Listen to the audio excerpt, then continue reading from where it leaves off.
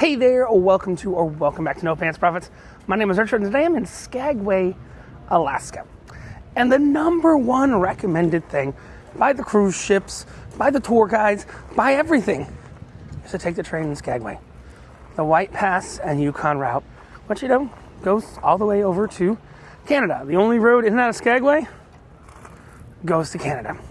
Here's the thing, I've done the train many, many times before, and I want to show you if you don't want to do the train, or do something before or after the train, what to do in town. So we're going to go ahead and we're going to do everything I know how to do in Skagway that's still here in 2025, other than the train. We'll see the Days of 98 show. We'll visit 2 breweries and a distillery. We'll visit the Bonanza Bar. We'll visit, get some fry bread, get some snow cones, get some lunch, get everything like that in Skagway. And we're going to do everything that I know except the train. So just using your own 2 feet, we're going to walk about 10 minutes downtown and enjoy Skagway.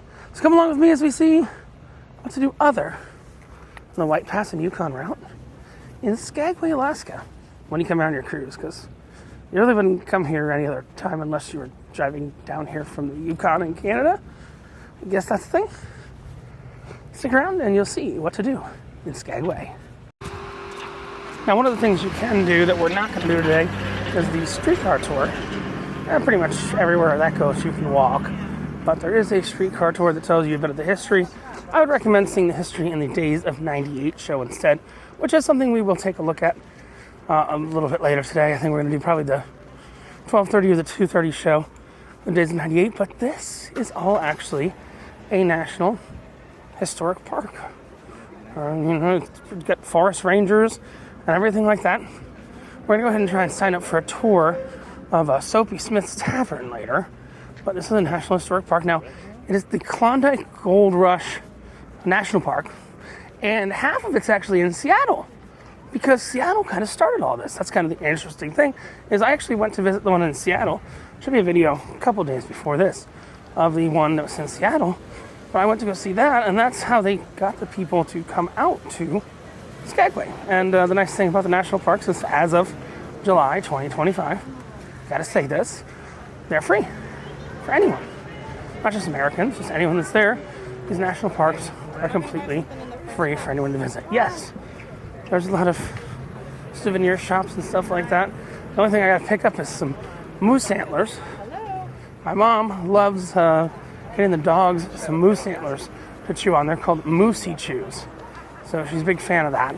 But other than that, no really plan for souvenirs today.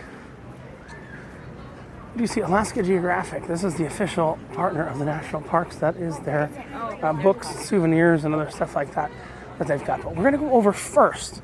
The first thing we're going to do is go over to the visitor center and see if we can still sign up for a tour later today of Soapy Smith's Tavern. It's 10:35 in the morning. We should be fine. So we're just going to go right over here, the visitor center. There's no real visible crosswalks in this town, and you see how quiet this town gets later in the day. But the Klondike Gold Rush National Park Visitor Center on the Alaska side, not the Seattle, Washington side, and I think it's where we can sign up for a tour of Soapy's Tavern later in the day. So yeah, it's free, but this is Jeff Smith's Parlor Museum, which is where the Days of 98 show is based. And based on math, we're going to see the 2:30 Days of 98 show now, which is perfectly fine with me. That's when this town starts getting kind of busy. You just pick one of these up for free right from the park ranger. You could pick one up. I'm actually going to grab one additional one for later, but yeah, it's just right over there. It's part of the national park, and this whole thing is actually part of a national park system. I'm actually going to grab one more of these because my sister might be joining me later.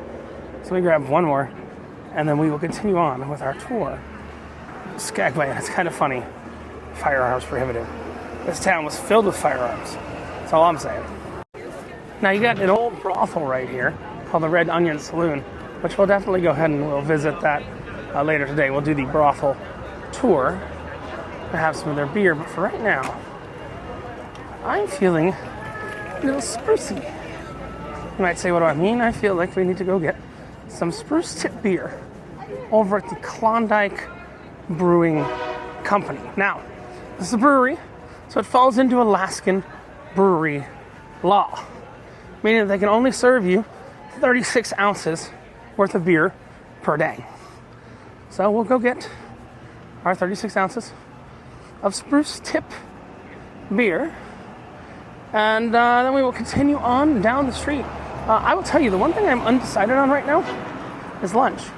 So right now we're going to go check out at 1 o'clock. 1 o'clock, we're going to check out Jeff Smith's Parlor. We have 2 tickets to that. They're free, so I have to go pick them up from the national park. The little booth I showed you, and this is the original parlor. I will let people reading the sign know about the tour, but you can go in and you can see the original parlor here, which has been slightly relocated over time.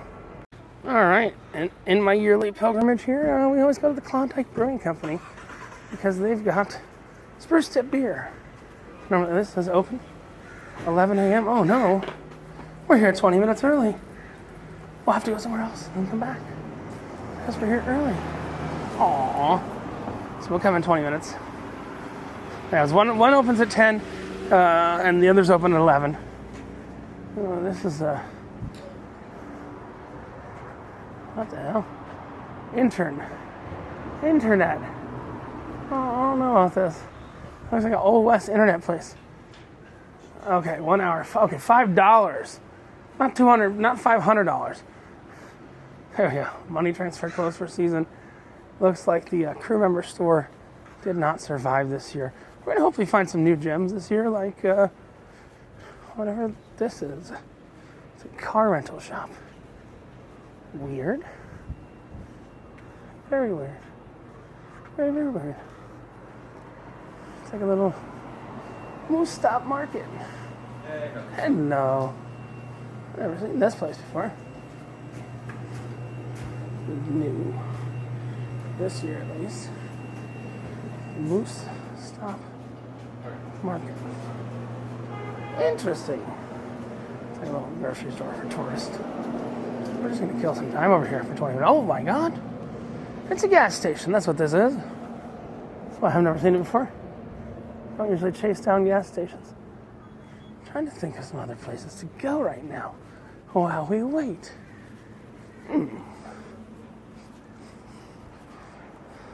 I will think about that. I'll get back to you in a few seconds. I'll find somewhere to go while we wait for the brewery to open. Why not? You know, I love to reward places for their ingenuity. There's a giant Reptar here from Rugrats back in the day, made of, looks like spray foam, selling reindeer sausage. They're not open yet, but I'm definitely going to come back here and get a reindeer sausage. I'll let you know if it's any good. This is one of those weird things. Yeah, they're open from 11 to 4 p.m. And they're loving dinosaurs and wiener dogs. It's a little weird. It's just dinosaurs and wiener dogs. Dinosaurs and wiener dogs. Dinosaurs and wiener dogs. I get a $12 Alaskan reindeer sausage. Probably getting a bun. See how it is. Come back in a few minutes. There's been some other stuff in this area, but yeah, this is just called the Skagway Weenie Wagon. Because of course it is. And there is a place right here if you do need to get some devil's lettuce. I guess that's what we'll call it. There's the Remedy Shop. Yeah. The Remedy Shop is your place for your lettuce needs. Well, it's early in the morning, but I think it's time for Doughboy. What is a Doughboy? It's like an elephant ear, and it gets a long line later in the day. We don't want a long line later in the day, so it's early in the day. But yeah, this is the Remedy Shop. It's Alaska's first licensed retail store for green, leafy, early brown remedies. Oh my God, no! We're here on a Sunday again. 2 years in a row. 2 years in a row. The snow cone and other place is closed on Sundays. Ah, how much that sucks.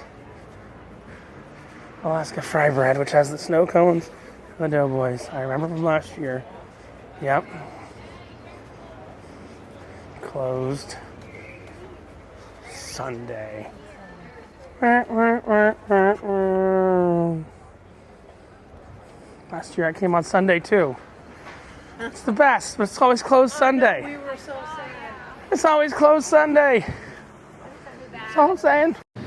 So I'm in the grocery store in Skagway right now. Not a big chain or anything, just a small mom and pop. And people are wondering, what's a gallon of milk or eggs going for. Now it says half price on these gallons of milk. I don't know if it's half off that $7.99 price because they're expiring soon, but $7.99 for a gallon of milk, $6.99 for eggs. For a 18 count, it's $12.29. So yeah, that's an 18 count. Ready for $12.29. They seem to be out of the 18 count. 12 eggs. About $6.99. Eggland's Best doesn't really have a price. So Eggland's Best are $8.69. Just give you an idea on the milk and eggs here by the dozen in Skagway, Alaska. I will say things that don't have spoilage here are reasonably priced. Razors, nail clippers. I know they have very large margins on them anyway, but just kind of an interesting fact from the grocery store. And then stuff like deodorant stuff's a little higher, but $14 for mouthwash. This is private brand mouthwash, $10. Private label. They're using private label. You get some just for men. For my beard and sideburns. Not actually caused by aging, caused by vitiligo. But kind of an interesting fact of life. Candies and stuff, but you can see just how much more expensive it is than the rest of the world, just because of the transportation costs to get it here. And this has a road here from Canada, but look, a small bag of Lay's is like $4 or $5. That's for a small bag of Lay's. That's crazy. Another interesting place, right next to the grocery store, you've got the Morningwood Hotel and the Happy Endings Saloon, which has cornhole, Steady Eddie's favorite sport. Change his life, come in and play. I'm not sure how many flags are on that, how many stars are on that flag. I don't want to count, so I'm going to be lazy. Welcome to American laziness. We take a picture of the flag. Watch this. Then we're going to go to ChatGPT. ChatGPT, it'll count it for me. Oh, come on. You know the laziness is wonderful. Maybe, if the cellular wants to work in this town, once you get like 2 cruise ships in, the cellular is just dead. So we're going to go add photos and files from the photo library. Add, okay. And I'll go, how many stars are on this flag? And then ChatGPT will count them for me. Yes. 51 stars? What? You sure about that? I don't know. That's a 51-star flag or not. That's a unique one. I don't think we'd find one of those in Alaska. I found one in Greenland. But someone wants another state. That's all I'm saying. I'll show you another place. I've been going here for a while. It's the station. Pizza restaurant. Skagway, Alaska is the Station Bar and Grill. And I think they should have some local beerish on tap. Stop. No outside beverages are allowed, don't worry. I don't have any outside beverages. I want inside beverages. Station Bar and Grill. Another unique place here in Skagway. Think about little girl. Very nice. Alright, so we have gone into the station. And we got some of the morning, not the morning one, the Klondike Brewing, beer. And this is a raspberry wheat. I'll try that in a minute and let you know how it is. Well, I guess everything related to drinking in this town opens at 11. Everything just kind of opens at 11. I'm going to go get a Reptar hot dog now. That was the grocery store. We had that beer. We're going to go to Klondike now-ish. Or we might take a walk out to the distillery. Oh, I'm still deciding. But we're going to go get a Reptar dog first. I've never seen this place before. If it's good, it might get a review right now. Like, on a short. But I appreciate the giant Reptar out front. And they really should have called it Reptar Dog. But Disney probably still has a trademark on Reptar. So I'll see you guys from what I'm going to call Reptar Dog. Reindeer hot dog. Alright, so I have confirmed Skagway Weenie Wagon. This is the first time. First year of operation, established 2005. I love the outfit. Goddamn, the outfit is on point. I got a reindeer sausage. And yes, there's a gigantic ass Reptar right here. I love me some gigantic ass Reptar. I'll take this, and then I think we're gonna go to the distillery. It's a little bit of a walk. We'll do the walk. Stop some places along the way. Get some rhubarb drink. You'll understand. All right. I already had a bite for short, but this is probably my new favorite food in Skagway.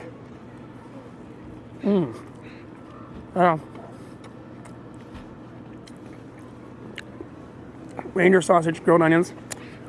C'est magnifique. No notes. And I think we're going to go ahead and do the walk out to the distillery now. It's a bit of a walk. Might have to get a drink for the way. A roadie of sorts.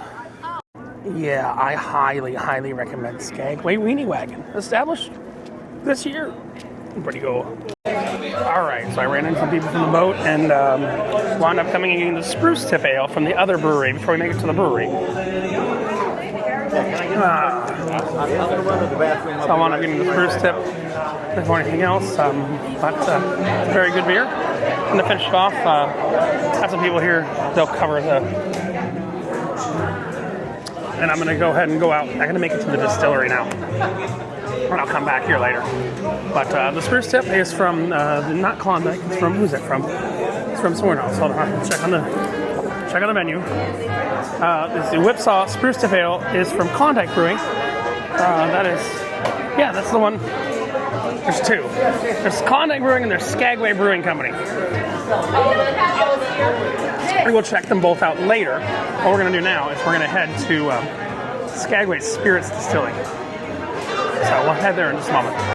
Alright, it's early in the day before noon. I'm actually taking a walk right now to the Skagway Distilling Company.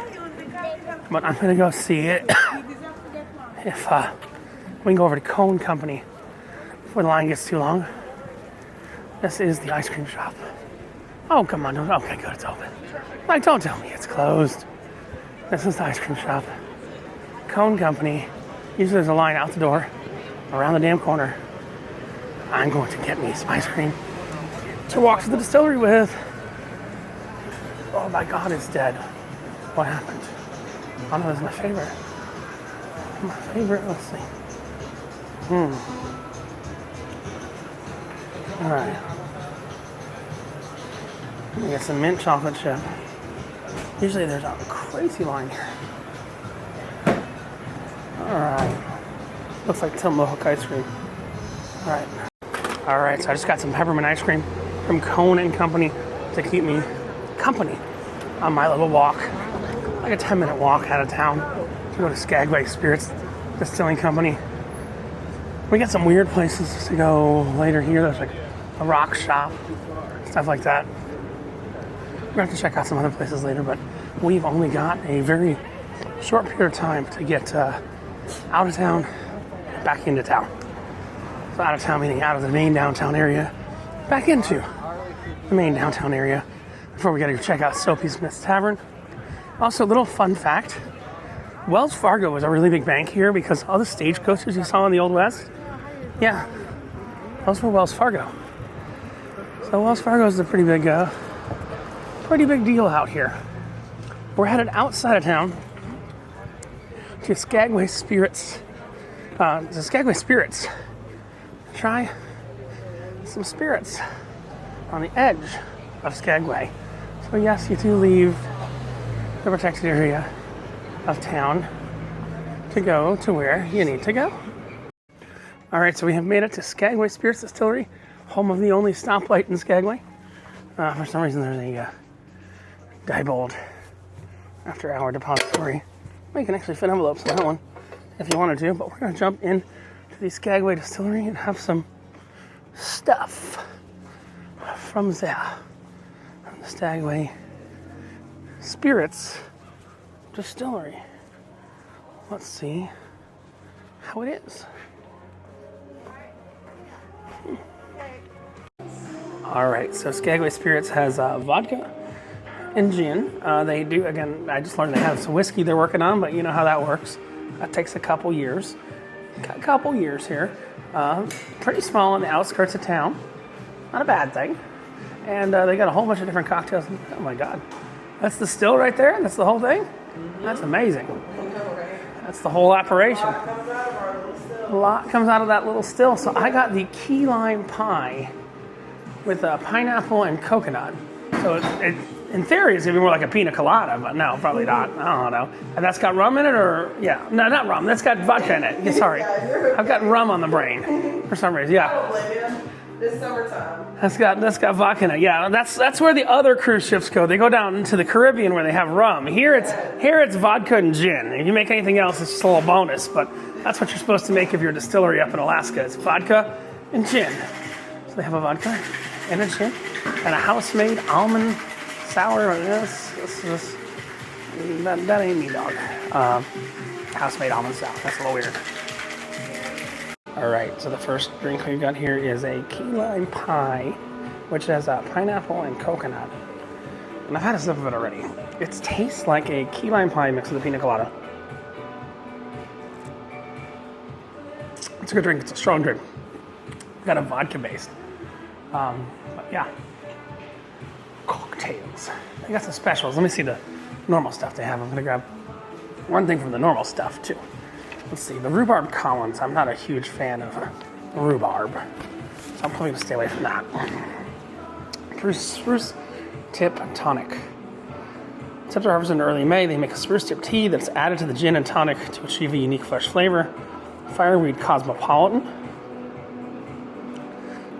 You will see fireweed blooming, fantastic fuchsia color. We pick the petals, steep them, and infuse with hibiscus. There's something unique here.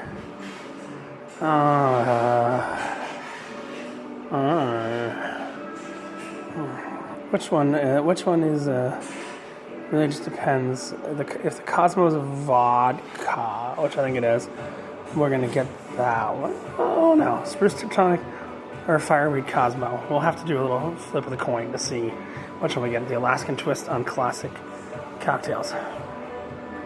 It'll either be the Fireweed Cosmo, Fireweed Cosmo, or the Spruce Tip Tonic. The Fireweed seems slightly more unique. I just want to make sure that it's got vodka in it instead of gin. I do love proper care and showing a glass and making a cocktail. You know, gotta show that. Fun. Yeah. Show the glass, make the cocktail. That is the Cosmopolitan with the fireweed. That is a local, and that gives it more color than anything else, right? Mm-hmm. More a color thing than a flavor thing. And go whoop. Now we've got a fireweed Cosmopolitan right there. Looks good. So you saw it being made. We got the fireweed Cosmopolitan. You spend time in Skagway between July and September. You'll see the fireweed blooming. It's fantastic fuchsia color. It has a light floral scent. We pick the petals, steep them, and infuse with hibiscus.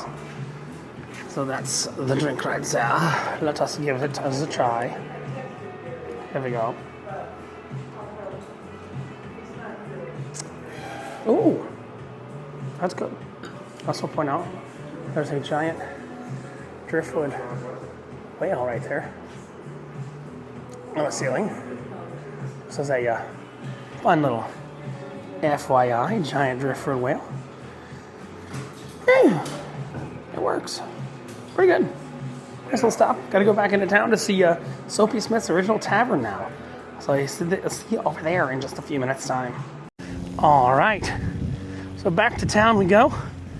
This is the town where Sarah Palin came from. And she used to be able to see Russia from her backyard, eh? I mean, look at this town. I mean, the walk back to town, it's like pretty unspoiled, except for people who have like boats in their backyard and stuff like that. But it's tanning season. Some guy with a pool down this way. There's some interesting characters in this town, but it's Alaska. Where Skagway, Alaska, a dozen eggs is still. I think the cheapest one I saw was like $6.49 for a dozen eggs.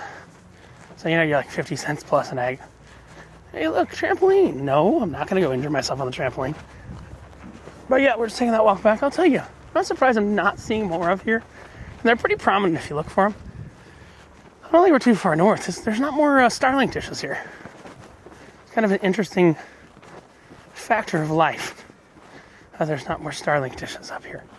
But we're going to go check out Jefferson Smith's Tavern. Brewery or two. Go see the Days of 98 show. I don't know what else. That's the fun in today. I'm trying to show you everything but the train. So I'm going to tell you, once we have one drink before, which I don't think we have time for, it's about to get a little historical on your ass. We're going to learn about Jefferson Randolph Smith, I think that's his name. Jefferson Randolph Smith's Tavern in the time of 1898, time of the gold rush down in Skagway. We'll talk more about the boardwalk, which is preserved as a national park, and some other stuff like that when we get back towards town. But I'll let the ranger do a lot of the talking. The next place we're going to be at, there's a park ranger that should be giving a tour of Jefferson Smith's Tavern. So, see you there. Stick around. So you see that they even paint on the side of the buildings.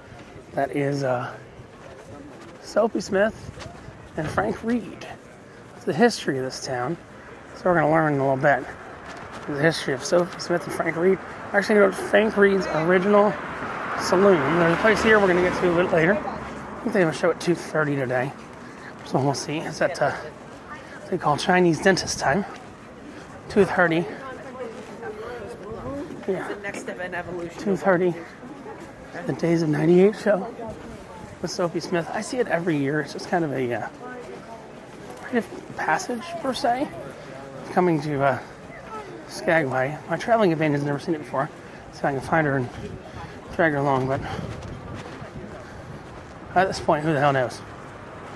So, might just be you and me. We're going to see the Days of 98. We got some stuff to do first. So stay tuned. We're going to go learn a little bit about the history of the actual place that Soapy Smith used to run first. But this town was owned and run by one guy, Soapy Smith. And these boardwalks are preserved as like the original boardwalks of town. Before they had the boardwalks, they didn't have paved roads and dirt roads, gravel roads, stuff like that. But they didn't have these, I think when we talk about these boardwalks, we talk about the boat of Sisyphus. A guy named Sisyphus. Sorry. And he had a boat. And if you replace every single part of the boat, is it still the original boat? You replace it one at a time. This boardwalk is preserved by the National Park Service. This entire thing here, yep, National Park. Look at the ice cream line now. Damn. We got an ice cream line when there was no ice cream line, which is kind of friggin' awesome. But we're gonna head over to Jeff Smith's Parlor,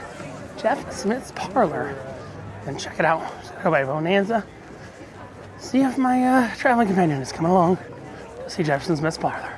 All right, so we're gonna go ahead and we're gonna check out Jeff Smith's Parlor, part of the Klondike Gold Rush Museum. We got a 1 o'clock ticket right here.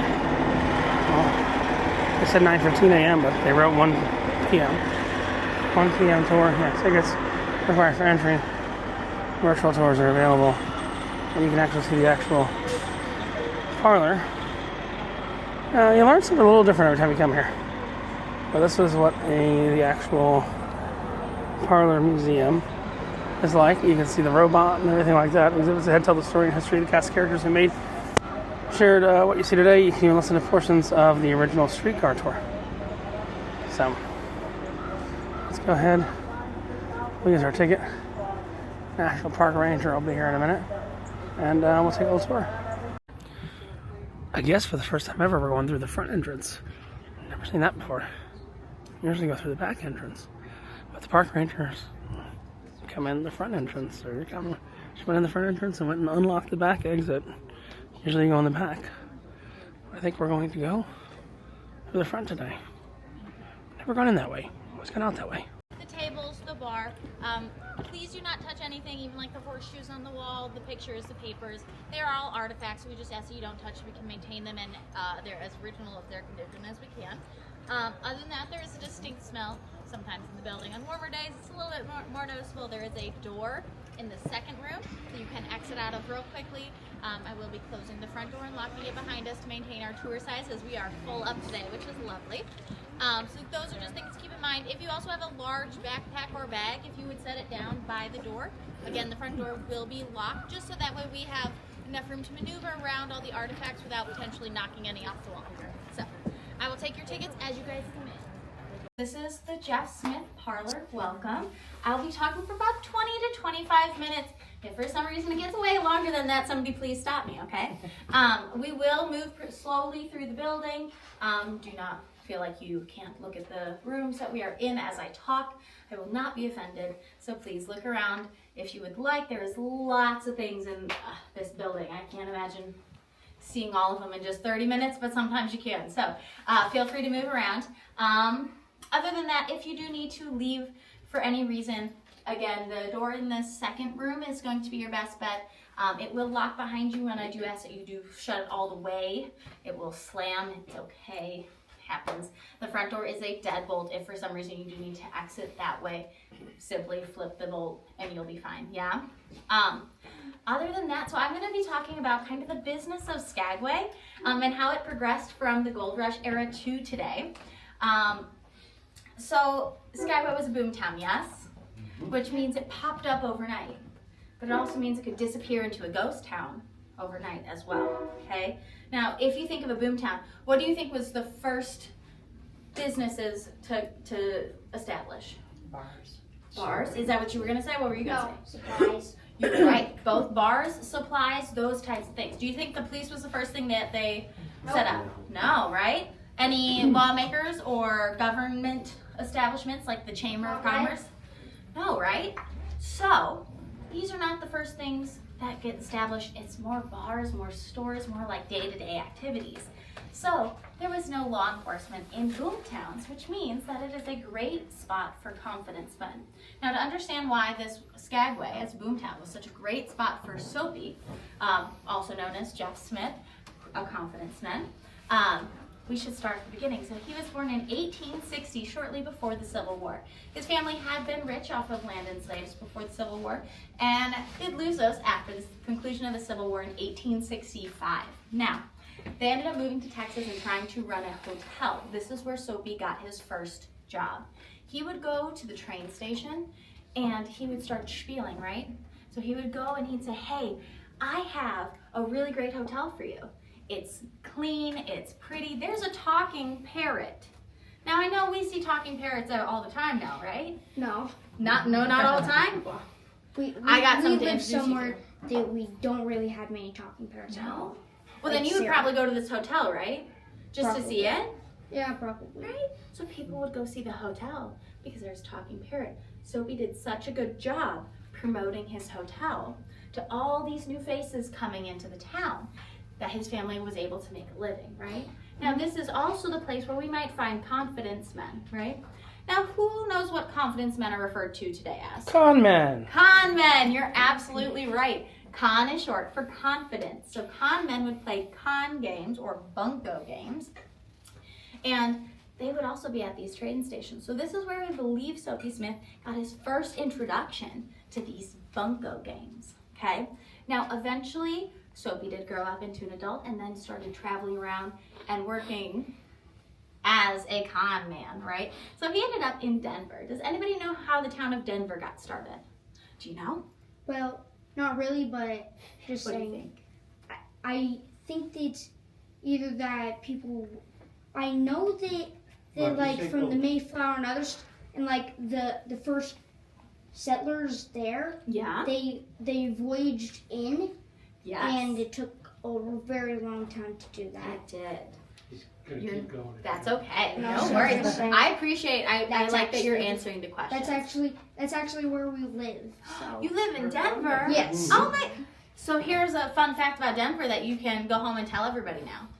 Denver was started as a silver mining town. Oh. Yeah. So all these people Interesting. would come to mine silver because at the time, you know how we have our U.S. dollar? It's backed by the gold standard now. Yeah. It was backed by the silver standard. So silver used to be more profitable than gold at the time. Okay? So Very Denver, interesting. I know, isn't it? So silver was found in Denver and a mining town formed around it. Boom town, right? Up overnight. Not a lot of police, not a lot of law enforcement. This was a great spot for Soapy to learn the soap game. Does anybody know what the soap game is? Any ideas? So, if I have a whole bunch of bars of soap, I pull it out into the middle of the street and I start wrapping large bills around it. Think hundreds, 50s, 20s.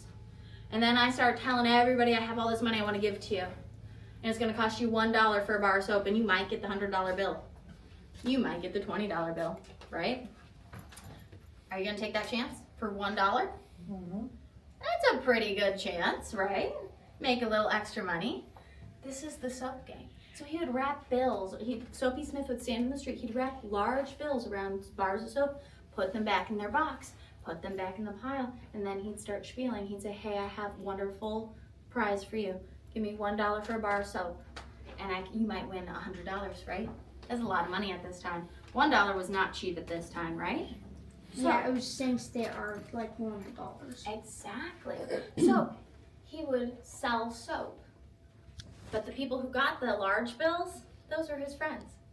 He would, at the end of the day, go back with his friends and they'd divvy up all the money and they didn't lose any of the large bills. But they got a whole bunch of new dollar bills, right? So this is how he made money. Now, he did this several times a day. Do you think the people that lived in Denver and saw him every day knew about this trick? Mm-hmm. No, You don't? maybe. Not at first, right? Like if they just moved there, no, No. because they just moved there. They know nothing about it. Exactly. The people that just arrived in Denver had no idea. So he aims for those people. High five. That was smart. Yes. Yes. So he focused on the people that were new to town. So the people that had lived there, they knew Soapy. They didn't worry about it. But anybody who's just passing through was like, oh, I could win $100, $50, $20 for $1. It's a pretty good deal. So this is what he would do. And that's how he earned the name Soapy with this soap game. Now, eventually, Denver's still there, right? Yes, Right? It didn't disappear? It's not a ghost town? it's not. Okay, just checking. It's really expanded now. Oh. Yeah, There was definitely. it's Yeah. been modernized and Just checking. There's I a haven't lot of been, so I wanted to areas. make sure it wasn't a ghost town and people weren't just lying to me. Okay? So, Denver's still there, which means, do you guys have police in Denver? A lot. Do you guys have any, like a governor, like a mayor? or Oh yeah, anything? we have like Right? This a lot of stuff like started right when Soapy was still in Denver. Okay? So there was a police force that was formed, there was lawmakers. All these people started to get jobs, or they started to form these types of infrastructure in the city while Soapy was there. Now, before Soapy didn't have to contend with the police, right? They weren't there. It's just citizens. Citizens, if they weren't bothered, they left you alone, for the most part, right? Yeah. But now we have the police. Are they gonna leave Soapy alone? no. No, they're gonna tell him, get out. Go away. Stop it, right? They don't like these games. Would you guys like these games if they were happening outside your front door? Not particularly. I wouldn't. If you know about it, no, you'll just be like whatever. Yeah. I'll let them deal with it. Exactly. So We ain't gonna deal with it again. exactly. So eventually the police came and they were there and they said, Soapy, you need to leave. Okay.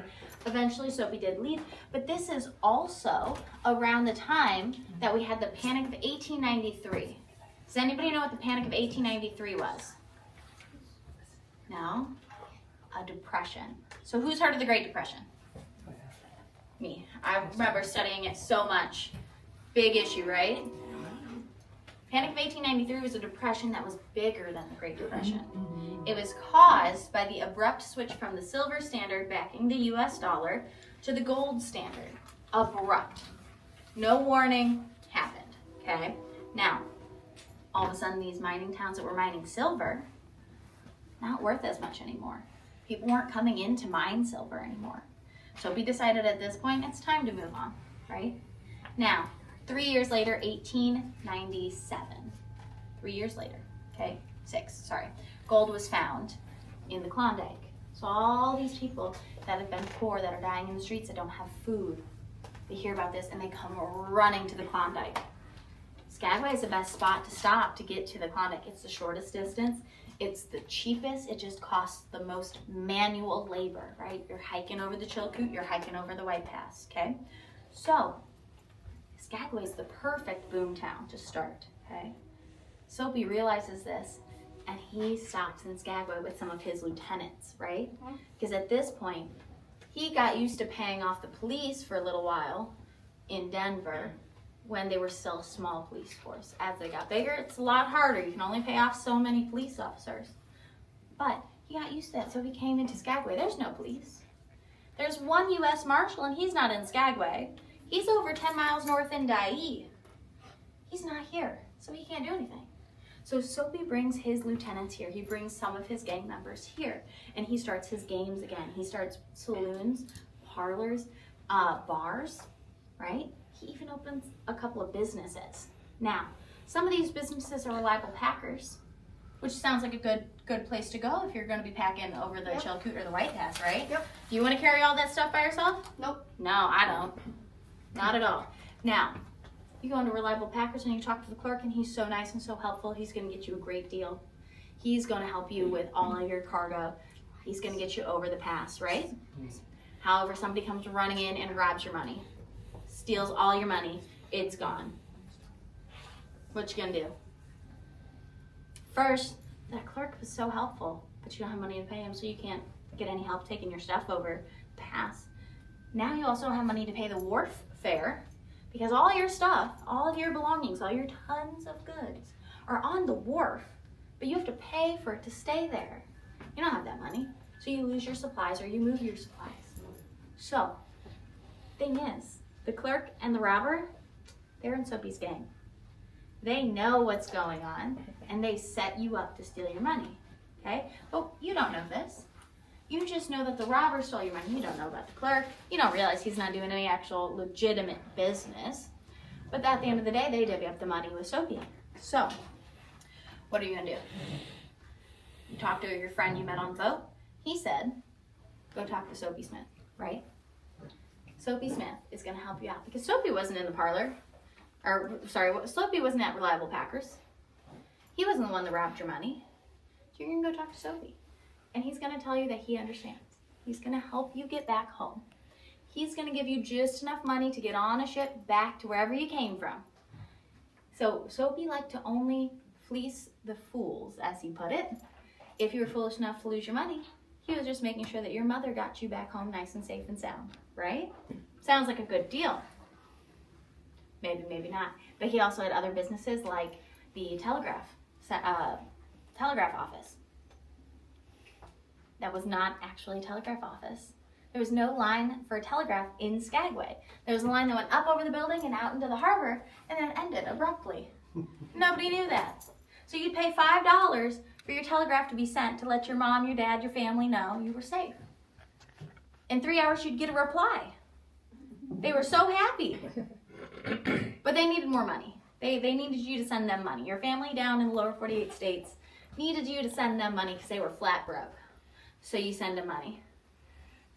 Family never actually got that message, didn't actually get that money. Just gone, right? So these are some of the businesses Soapy had. He would continue to pay off any law enforcement or legislatures that were in the town. And he would only take money from the people that were coming through the town because they don't know the drill. They don't know that Soapy's there. They don't know who he is. They don't know that they're just stealing their money. But the townspeople did know, right? Now, brain. It's my Monday, I apologize. So, eventually these miners would get out to the gold fields, right? But they'd have to come back, right? So at this time, if you guys would all like to move with me into the next room, I will tell you a little bit more about these miners.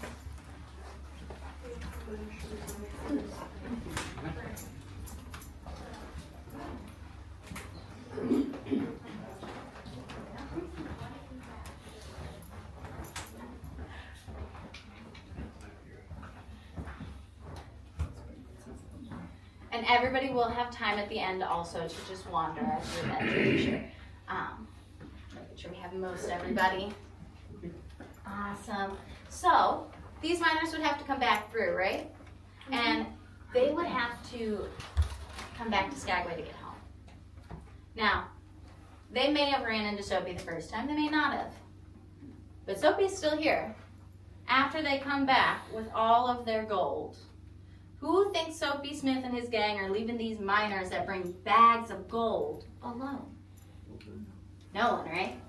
Now, Soapy promised that his gang would leave them alone because we want business in Skagway, right? We want to make sure the economy is good so people keep coming and so that the people that live here can make a living. So he says, I'll leave the miners that are coming back alone, okay? Won't mess with them. However, at this time, either not all of his gang listened to him or there was so many different confidence men that came that were not in his gang that they didn't listen. So there are several stories of men coming back with bags or pokes of gold that were worth $3,000. A lot of money, right? Even at that time. Even more so at that time, right?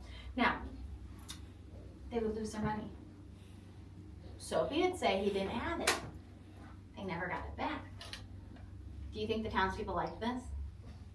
No. They were hoping they would come spend money at their bars, at their saloons, at their stores. Instead, they lost all of their gold. There's even a story of Soapy Smith attempting to steal the gold that was heading to the Queen of England. The Canadian Mounted Police, at the time, were bringing a boat full of gold down the river, right? And so they came out into the harbor and Soapy was on a boat with some of his men. And they started paddling out towards this boat full of gold. However, they did back off when the mounted police did point their weapons at them, which I think was a safe choice. Yes. But they did still attempt to go talk to those men when they docked at the harbor and invite them into Jeff Smith's parlor, right? So if you can't take the men out on the boat, you can convince them to just leave the boat. You can have somebody sneak on maybe, right? Maybe this was their plan, maybe it wasn't. We don't really know. Now, at this time though, gold rush is kind of finishing up, but we still have men coming back into town. We have citizens that live here year-round. We now are forming police department. We're now forming legislative bodies in Skagway. They don't want Soapy here, right? Mm-hmm. None of the townspeople want them here because they're becoming a problem. So they decide they need a meeting to discuss what to do about Soapy and his gang. So they decide to have this meeting at the harbor because that's the only spot that can accommodate 100 plus people in the town at one location. Now it's important to note that Soapy claimed to have over 300 people in his gang at this time. There's a lot of people to be in charge of. So they all met at the harbor and they stationed 4 men as guards for this meeting, just trying to make sure that none of Soapy's gang got to the meeting and found out what they were planning. However, what they didn't anticipate was Soapy himself walking up. Now, we don't know exactly what happened. All we know is that 4 shots were fired. Soapy Smith was shot in the chest 3 times, once directly through the heart and was killed instantaneously. A man by the name of Frank Reed was shot through the hip and died several weeks later in the hospital. Okay, so this is the end of Soapy himself. But what about his gang members? Do you think they just stopped what they were doing? Nope. No. But do you think that the townspeople decided to round them up? Nope. You don't think so? Well, yes. Maybe. Yeah. Do you think they were successful? Definitely. No, I think there were too many of them. You might be right. How many? So I said there was over 300 people in this gang. Who thinks they got close to 300 round up? 200? 100? 50? 20? That's a good guess. Any other guesses? 5. 5, okay. Nice. So 1. It's a good guess. It's valid. You did get Soapy, so There you go. there's that one. So they got about 28 people in total. Not a lot considering there was supposedly over 300, right? Yep. However, you have to go through the process of a trial, right? You need enough evidence to convict. Now, How many of that about 28 do you think they convicted? Who thinks over 20? Who thinks 10 to 20? Okay, who thinks less than 10? Nice. 1. Good guess. You're gonna be right sooner or later. Hey, that's okay. That's a strategy. About 6. You convicted about 6. They had enough evidence for 6 people out of 300. So what did they do with the other ones? They told them, get on a boat, leave. They exiled them. They said, don't come back. We don't want you. Right? More or less problem solved for Skagway. Yeah. Maybe a problem for somebody else, but that's okay. Skagway is good, right? Skagway's okay, and they'll just let the others deal with them and try to make it so then they'll eventually just be sending them all the way around the world, and Keep they'll try to get at least every single one in the prison by sending them around the world to convict. It's very likely. It's very likely that they will get convicted of other charges other places, so you're not wrong. Now, all the con men either have dissipated or have left, or they're kind of picking new jobs, right? The gold is no longer flowing as much from Dawson City. So, what does that mean for the town of Skagway? What was their business during the gold rush? Supplying miners, making sure there was enough restaurants, making sure there was places to stay, items to buy, packers to help pack over the trail. Now the train's completed, so when you get here and you need your supplies to get out to Dawson, you hop on the train. It takes you all the way. But what about the town? It's only one company, right? Maybe they stay for a day. Maybe they eat dinner someplace. Maybe they stay one night. That's not very much compared to the amount of people that were coming in. And remember, not that many people are coming into the town at this point. Much fewer people. So what does that mean for the town? What's our next revenue source? What do you think? Bankrupt? That is an option. That is an option they were trying to avoid though, right? Yes. So, But they could. that is an option. You're not wrong. You're fine. So, but along those lines, you have bankruptcy as an option, where the town becomes a ghost town and disappears overnight, right? Or, who can tell me what brought you guys here? Tourism. Tourism, right? That's a good option. Everyone likes Alaska now, right? Why wouldn't they like Alaska back then? I like being wrong. So, at some point, the townspeople figured out tourism is a great way to bring people to Skagway and to keep the economy of Skagway going. None more so than the man by the name of Martin Itchen. And so we will transgress into this room so that way I can show you some of these wonderful photos.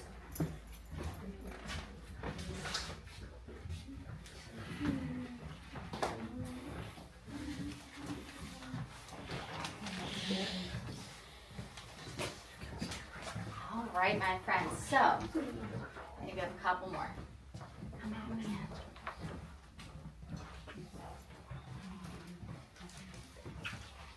So, Martin Itchen. Very, very distinctive name. Sometimes you recognize it, sometimes you don't. If you've been out to the Gold Rush Cemetery, he's the one that has the giant gold nugget on his grave. Okay? So, this man in the center here is Martin Itchen. Nice big mustache. Okay?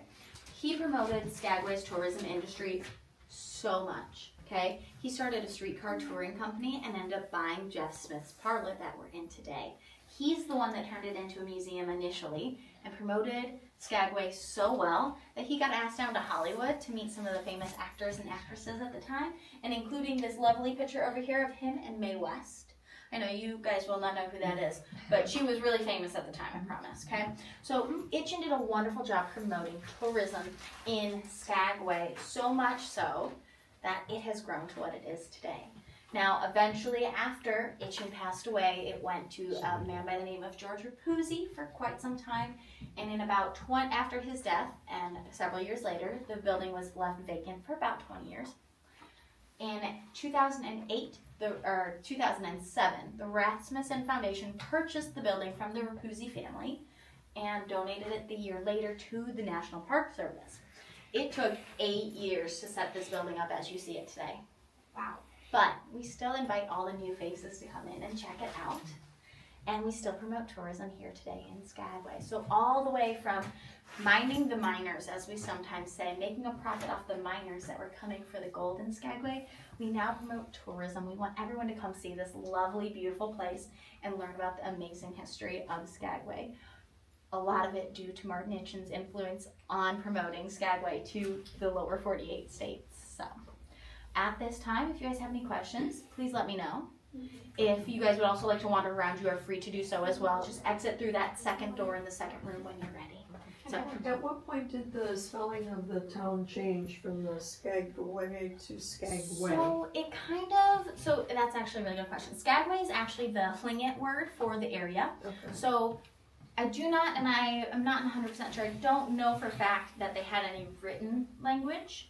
Like a lot of indigenous tribes did not. However, I don't know for a fact on that one. But because it's a Tlingit word, and one thing that I do know about the language is that often I've been told that if you pronounce it and it doesn't feel like you're about to spit, you're pronouncing it wrong. I was like, oh good, I'm pronouncing everything wrong, so don't worry. So it kind of just like shifted, and it ended up being Skagway instead of the U instead of the W. So it just kind of fluctuated. You'll see historically it's spelled a couple of different ways, just like Klondike is spelled a couple of different ways as well. So yeah. Any other questions? Just curious what that thing is. Up there? Yeah. That is an eye that they carved out from a burl. Okay. So I know some people have said it's supposed to be the evil eye. So one thing as you look around, pretty much everything in this building was collected by Martin Itchen himself. He's the one that did all the animatronics. He did all the eyeballs in the skulls. He's a very interesting man. He collected a lot of really good historical pieces, but also very interesting, specifically Alaskan pieces like the bull moose over there. It's kind of an eclectic collection. And so I don't really know the whole story behind the eye, or if it's meant to be an evil eye, but it is a very unique piece. So Yeah. Unique. So the animatronic was built for the museum, but that was built by but the Itchen. bar is original. Yes, to the building. Now, there is some debate because the building was owned by several, like, Soapy Smith only owned the building for a couple of months before his death. And then it did get passed around from a couple different owners. I know the fire department at one time used this building as a storage building. There was a couple of banks and stuff like that. It just kind of bounced around from building to building until Itchen purchased it. And made it into a museum, and that's what's And then donated it to you guys. exactly, which we appreciate because we do like our Jeff Smith Parlor Museum. Those are very interesting. It is, and lots of taxidermy. And this is just the best selection of taxidermy. There is. Did you do all themselves? I have no idea. There is, and I don't know if you can see. There's it might be on the other side. On the streetcar, there was a taxidermy of a bear head. That is not on display in the museum, but I have seen it, and it looks interesting. That's the nicest way to put it. On the picture on the front on the right, it says You're going outside of that stuff. Excellent. Okay. Thank you. Ben, will you get her Paige's stuff? I believe that's the gentleman that had So what should I put there? You tell me. You learned a lot of stuff. It's gonna be hard to get it in just one sentence, isn't it? What's the thing that you like the most? Okay, Ben, will you get Paige's too? I heard you. Mariana. Here, Betsy, let's go outside. What's one thing you enjoy? You wanna learn about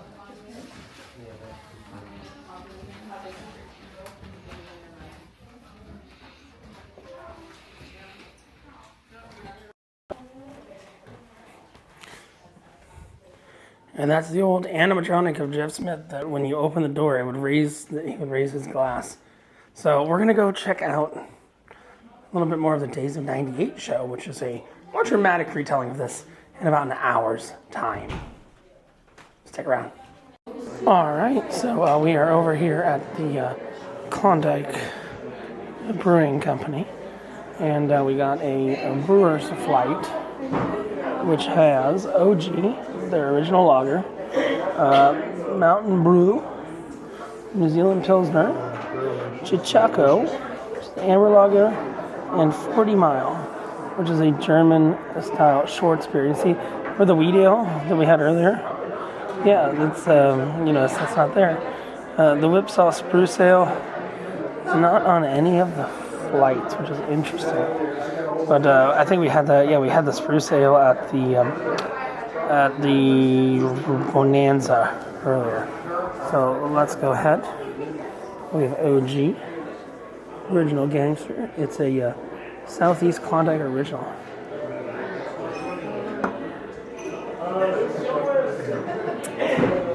What's good? Sandra said And we've got the Mountain, which is a New Zealand Pilsner. you just received word that Susan will Good. fly yesterday, Saturday morning. We've got the Chichaco. This is actually my favorite over the years that I've had here. I'm familiar with the New Zealand Pilsner. That must be new for this year. Chichaco's fantastic. And last but not least, a German-style Schwarzbier. May the Schwarzbier with you. Gone to the funeral, let people get there, if there But hasn't been a few Schwartz is a little sour. anybody else. But this is my favorite here. Yeah, they don't want to get to Wausau. Just a standard root beer. Delicious. We might go have another one of those spruce tip later on at Bonanza. But I'm going to finish here and cash out here. And then we got to get over looking for one souvenir from the train store that they've not had for the past like 4 or 5 years. They haven't had it since the illness, which is a bottle opener that's a train spike when they replace the track. And then we're going to go see the Days of 98 show, and then we're going to hit the other brewery on the way back. So stay tuned. And we're doing a lot of stuff, covering a lot of ground here. I know. It's kind of strange, kind of weird. Well, we got to go to the Red Onion, too. Almost forgot about that. We'll figure out when the last tour is at the Red Onion. Got to do the brothel tour. That's useful. See you in a little bit.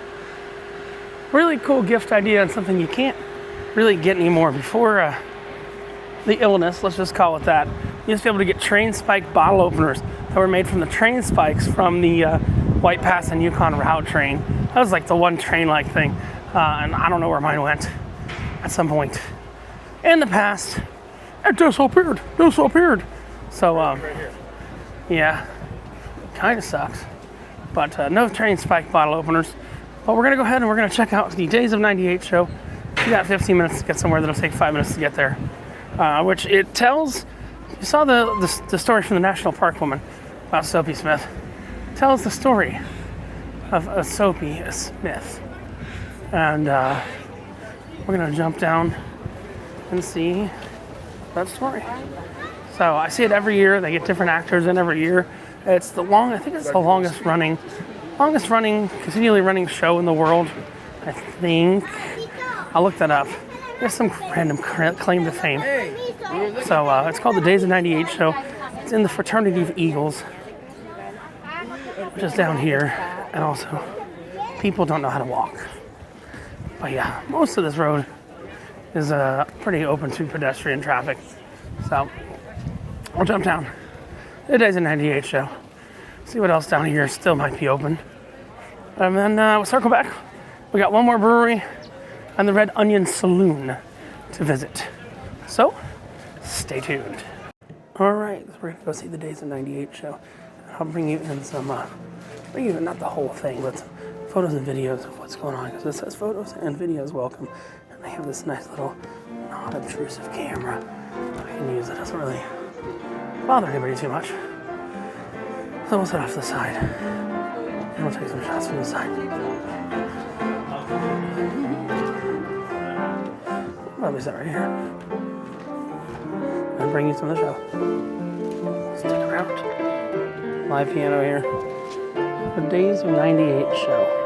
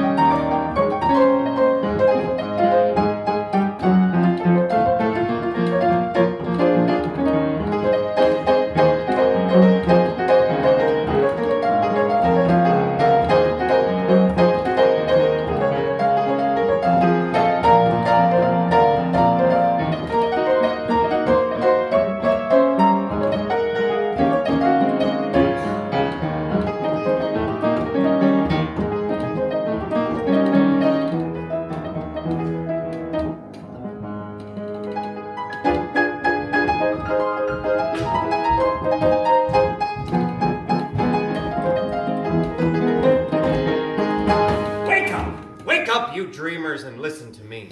The time has come to face the problems of our country. The one question, the supreme question that stands before us today, friends, is vital to the welfare of the Republic. Friends, the all-important question which I propound to you and for which I earnestly seek the answer is this. How are you fixed for soap? I hear no response. I fear I embarrass you. Oh, in all honesty, sir, it does look as if you could use a little soap. And your silence distresses me. But seriously, though my message is that of soap, it is also a message of hope. And for today, to meet that great need which is so apparent in you, sir, I have a new soap. I have a wonder soap.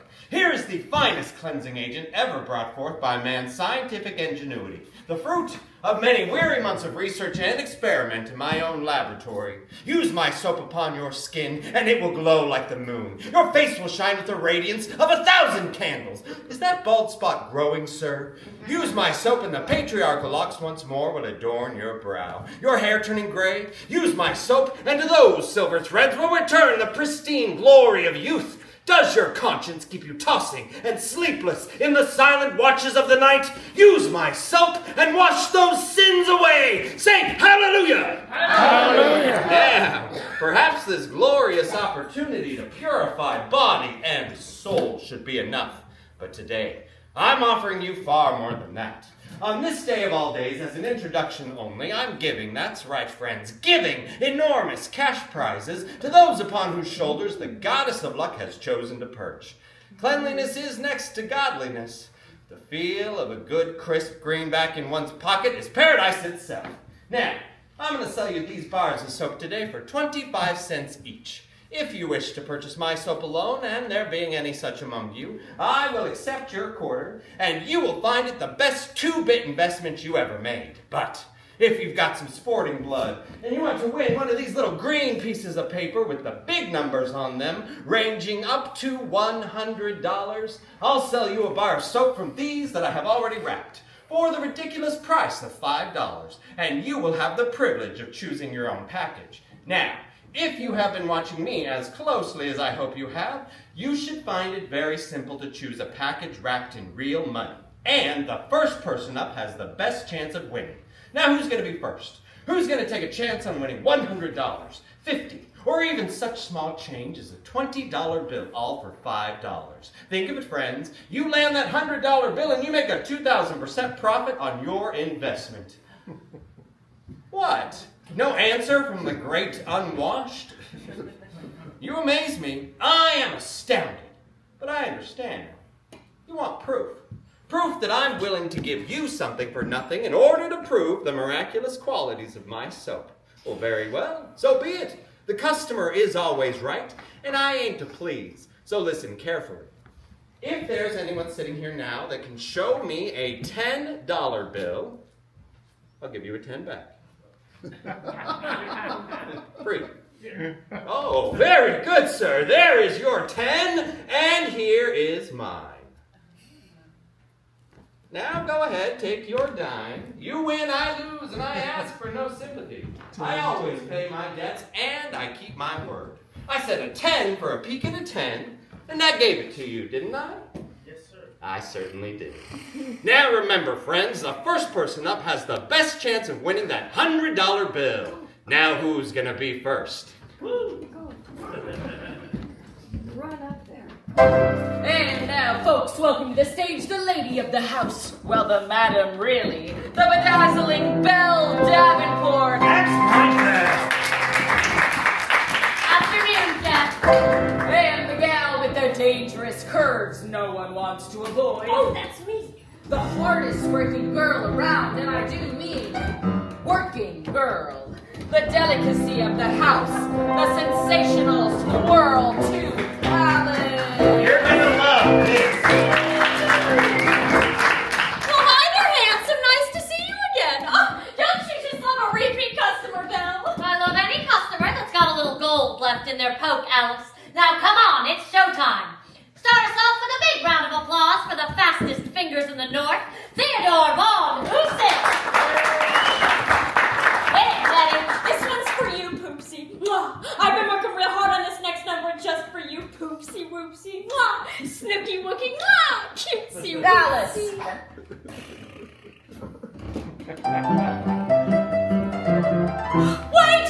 I forgot to do something. I forgot to check backstage and make sure our stagehands have done their jobs properly. This will only take a second. Everyone ready to go out here? It's showtime! We got a backstage bigger than Texas. A smart and stylish girl, you see, belle of good society, not too strict, but rather free, yet as right can be. Never forward, never bold, not too hot and not too cold, but love everything I'm told that in your arms you like to hold. Ta-ra-ra-boom-dee-ay, ta-ra-ra-boom-dee-ay, ta-ra-ra-boom-dee-ay, ta-ra-ra-boom-dee-ay, ta-ra-ra-boom-dee-ay, ta-ra-ra-boom-dee-ay, ta-ra-ra-boom-dee-ay, ta-ra-ra-boom-dee-ay. I'm not extravagantly shy, but when a nice young man is nigh, for his heart I'll have to try and faint away with tearful cry.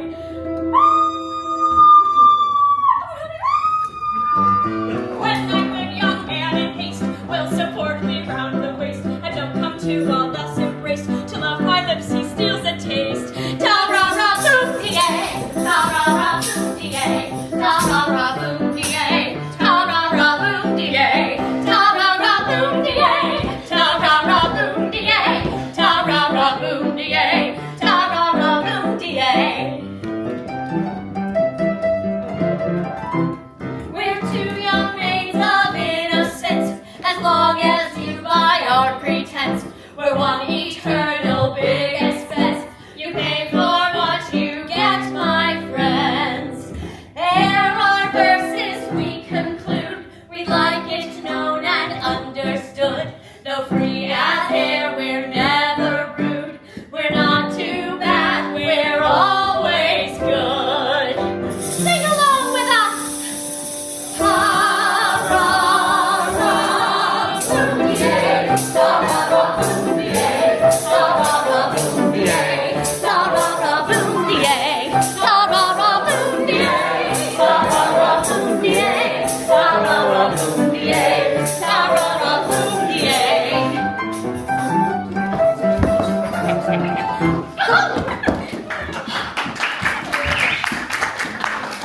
Now, careful, don't fall too hard for these gals. You may think they're tarts, but they're not that sweet. They're crafty. You're not so bad yourself. You could sell honey to a bee. You invented the soap trick. Well, the best trick is a stupid trick. Don't call Poopsie stupid.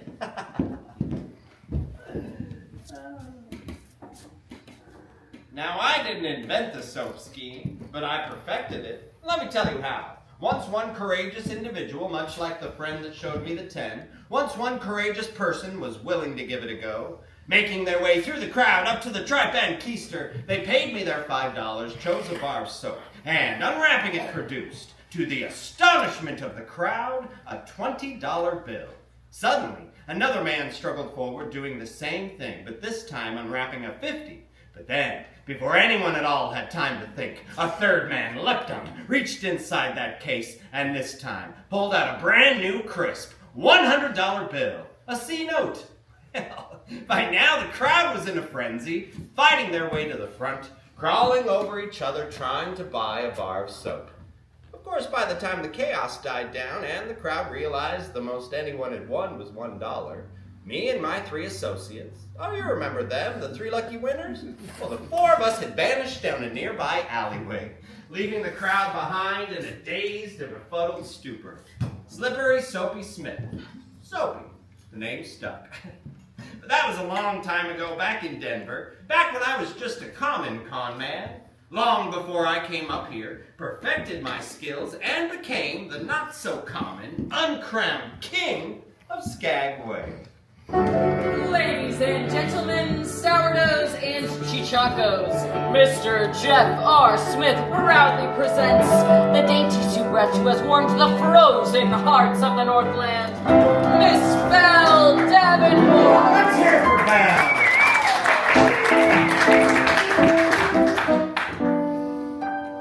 It ain't easy being always good. Sometimes I have to be bad. When I see a fella sitting all alone, just like you, so blue and feeling sad. My compassion's something I just can't control. So I give him all my heart, my mind, my soul. Why? Because a good man is hard to find. I always get the other kind.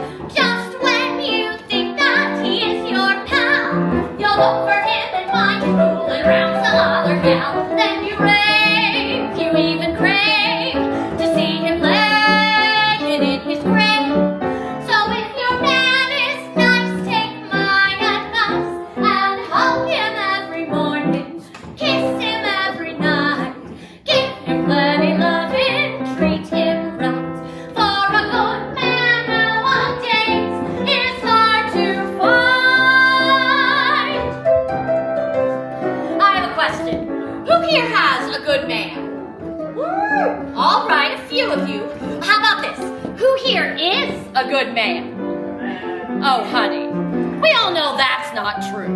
You're not a good man. You're a bad boy. But I could teach you to be good. I could teach you to be real good.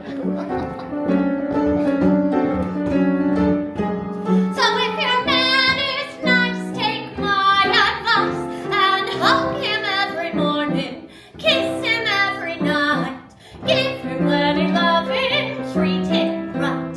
For a good man nowadays is hard to find. Yes, he is. A good man is so hard to find.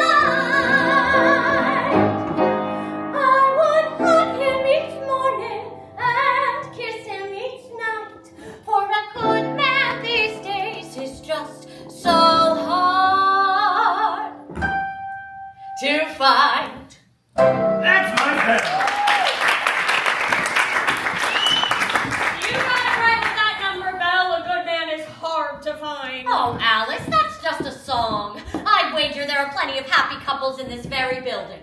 I bet that in this very room there are some truly good men. Besides, up here in the north, there are twice as many men as there are women, so I think your odds are good. Well, the odds are good, but the goods are odd. Folks, let's prove her wrong. In this fine, upscale dining establishment we call life, specializing in the most delicious kinds of dishes. In other words, masculine fare. With this particular thing in mind, let me ask you this. Who has the dishiest man here? I'm really asking. He could be a hearty bowl of beans and bacon, a slice of good old-fashioned apple pie, or maybe even prime rib. Put those hands up. I want to know who thinks they've got the best husband, boyfriend, partner, honey, sugar, whatever you want to call it. Who's got the best man on the menu? You know what? Let's send them up here to the light so we can all see them. And don't worry, if you're a good man who came here by yourself, that's even better. Come on up. All right, where are those good men? Oh yeah, I saw your hand up. Come on up, Harper. Right on the first stair for me, right? Right on the first step. And I saw your hand up. Come on up, handsome. The woman's always right. Right on the first stair for me. Oh, there we go. We got the Join us in. Right on the first stair. No, my condolences. All right. How about a big round of applause for these great men?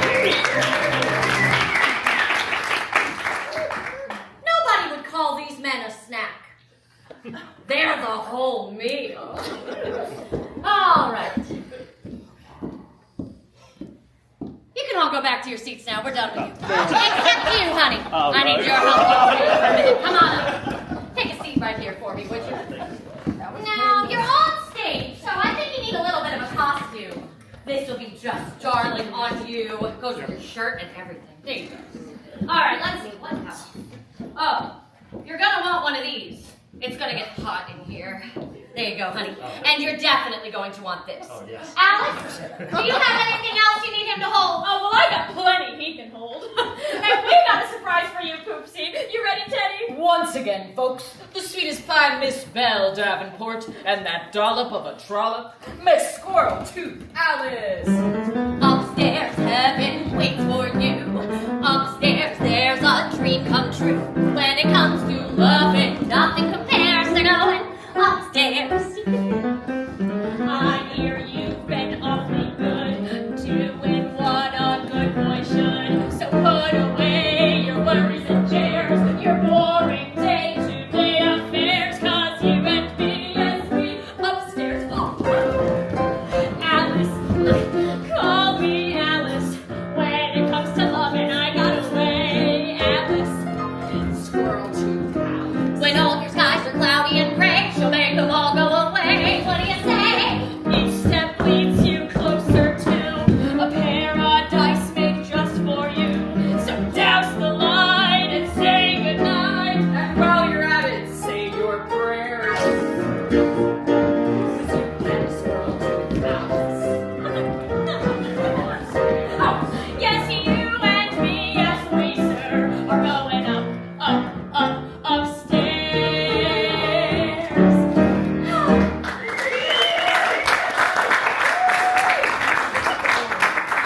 You know what, Poopsie? I don't want to tire you out with a bunch of stairs. I need you to keep up with me. So stand on up, hon, stand up. I'm going to show you something way over here instead. Well, let's give them some privacy. Teddy, could you help me with something over here for just a second? Now, who was it again that came here with Poopsie? Raise your hand, hon. Don't be shy. There she is, folks. How about a big round of applause for this brave and forgiving soul? Oh, was that it? I finally found myself a good man. But he's someone else's good man, so I don't want him. Oh, I'll take him. Come here, honey. You stand right here with me. Now, this is my favorite part of the show, folks, where I get to undress him. You just stand right here, face me, and let me take care of everything. When you find you've got nobody to miss you, nobody to kiss you, then what do you do? Face forward, don't be shy. When you wait around for someone to need you, and no one will heed you, then what do you do? What is that I hear you say? You're going, you won't stay. Oh, you're going, well, let me say, be on your way. Go on! Go!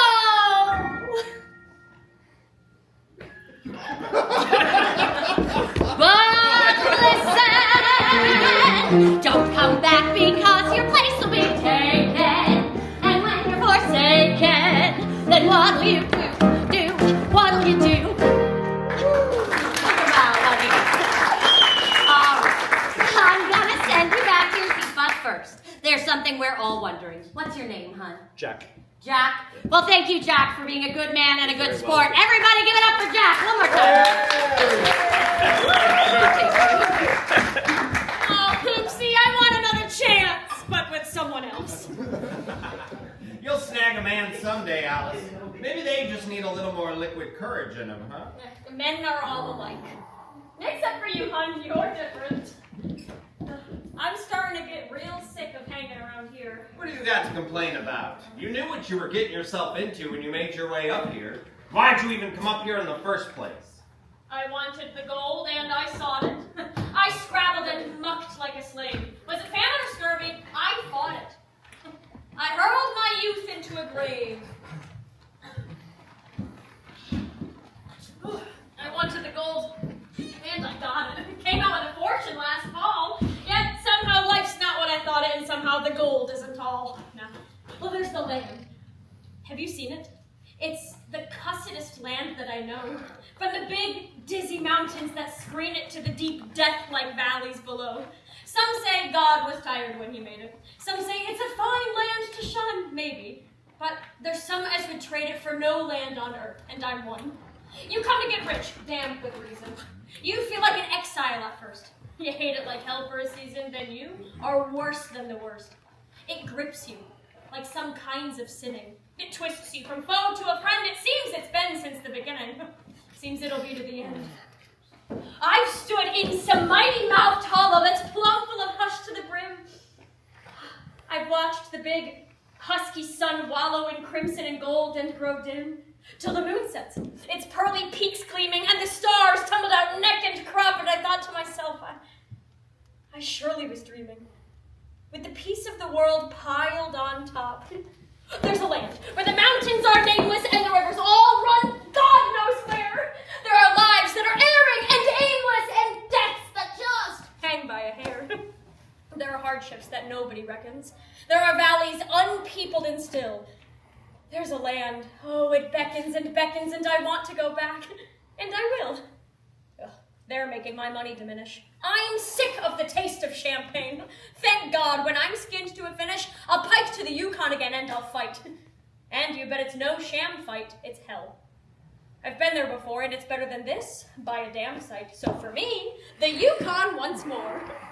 Well, there's gold, and it's haunting, and it's luring me on as of old. Yet, it isn't the gold that I'm wanting so much as just finding the gold.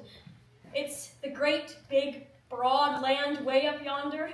It's the forests where silence has lease. It's the beauty that thrills me with wonder. It's the stillness that fills me with peace.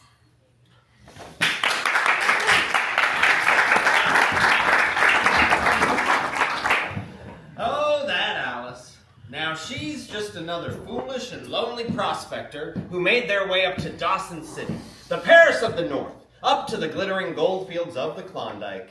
You would not believe the number of deluded dreamers I have seen pass through this town in the last few months. Thousands of men and women just like Alice have come storming through Skagway with the idea of getting rich quick. Of course, the weak in body, the weak in spirit, and naturally the stupid ones, well, they die before they ever reach the gold fields. They freeze, they starve, or they get themselves shot. Frankly, the greatest kindness I can show such people is to force them to get out of Skagway and take the first ship south. And there are those in this town that have the gall to say that I am just a crook. Frank Reed and his boys. Frank Reed and his committee of 101. You know, there's one thing everyone has in common here in Skagway. Greed. Greed's what brought them here, greed's what keeps them here, and greed eventually sends them home broke. Fortunately, there are any number of services that my associates and I provide whereby a man may be hastily relieved of the terrible burden of all his loot. Like reliable packers, where a man can have his gear reliably packed up and over the White Pass for him, then can reliably count on its disappearance. But mostly there's drinking, gambling, poker, blackjack, faro, roulette, craps, monte, the list goes on. Even the shell game. 3 unassuming walnut shells and 1 innocent pea. The oldest flim-flam in the world, and the suckers still fall for it every time. Now, when a man has lost most of his money, someone will suggest to him that he go over to Dominion Telegraph and wire home for some more. For $5, a man can send a message anywhere in the world, and for just another $5, that man can receive the reply. Now, if that man knew anything about Skagway, he might become suspicious of that telegraph company. Suspicious enough to follow that grand and glorious cable out the back of the office, down over the bank, and into the Lynn Canal, where it ends just past the dock. Now, when a man has really lost everything, and the money he sent for doesn't arrive, then inevitably someone else will say to him, son, now you go on over to Jeff Smith's parlor, and you ask for Jefferson Smith himself. You tell him what happened to you, and you tell him you want to go home. And I personally guarantee he'll help you out. So it happens, when that gentleman shows up here, I personally buy him a ticket home. Doesn't occur to that gentleman that that ticket was purchased with his own lost and squandered funds. He'll probably never gamble again. But more importantly, when he gets on that ship and he leaves Skagway heading south, he leaves our town with 2 things. He leaves Skagway with his life, for heaven's sake. And he leaves Skagway with a soft spot in his heart. for Jefferson Smith. Oh, hey, Belle, sweetheart. You were looking mighty fine in that new dress of yours. Are you trying to sweet talk me with that sugary tongue of yours? Moonlight, tell me it's the moonlight. Tell me it's that June night that makes me love you. Others may sigh for Paris in the spring, But that's not my thing. it's the tundra tears my heart asunder. From Carcross all the way to Dawson, the river is so awesome under stars above. My love, I've been all around this world, but I'll take Moonlight, the Yukon, and you.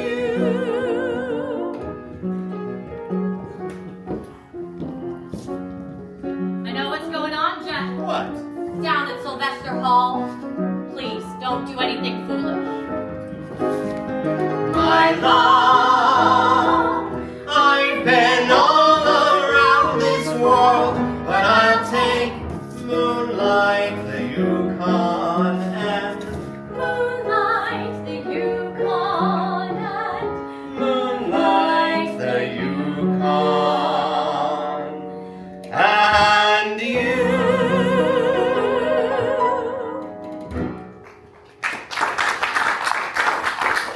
Alex, come on down here and get back to work. We've still got plenty of chichacos in here who haven't seen a gal in months. They say I'm crazy, got no sense, but I don't care. Ooh, how do you like this one, Jack? They may or may not mean offense, but I don't care. Ooh, here's a new move I've been working on. You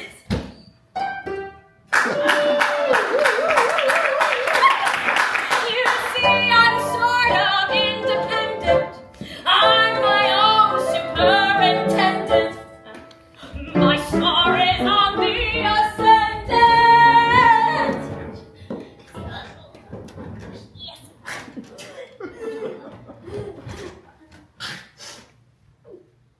That's why I don't care. Okay. Any takers? Anyone? Anyone else? No. Oh well. 2, 3, 4. I don't care. I don't care what they may think of me.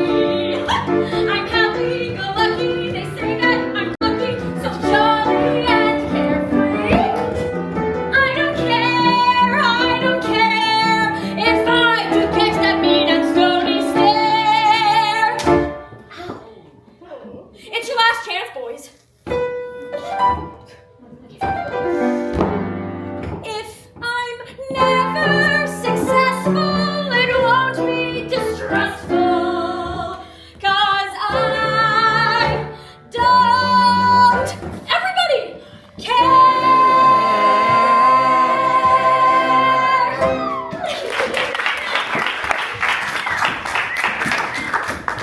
That Alice is so tenacious. I saw plenty of folks out here admiring her tenacity. You could say that again. Here's to Alice. Haven't you had enough?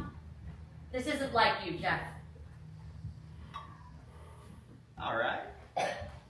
All right. Then why don't you go ahead and take this bottle and hide it someplace I'll never find it. I'll make sure you can't.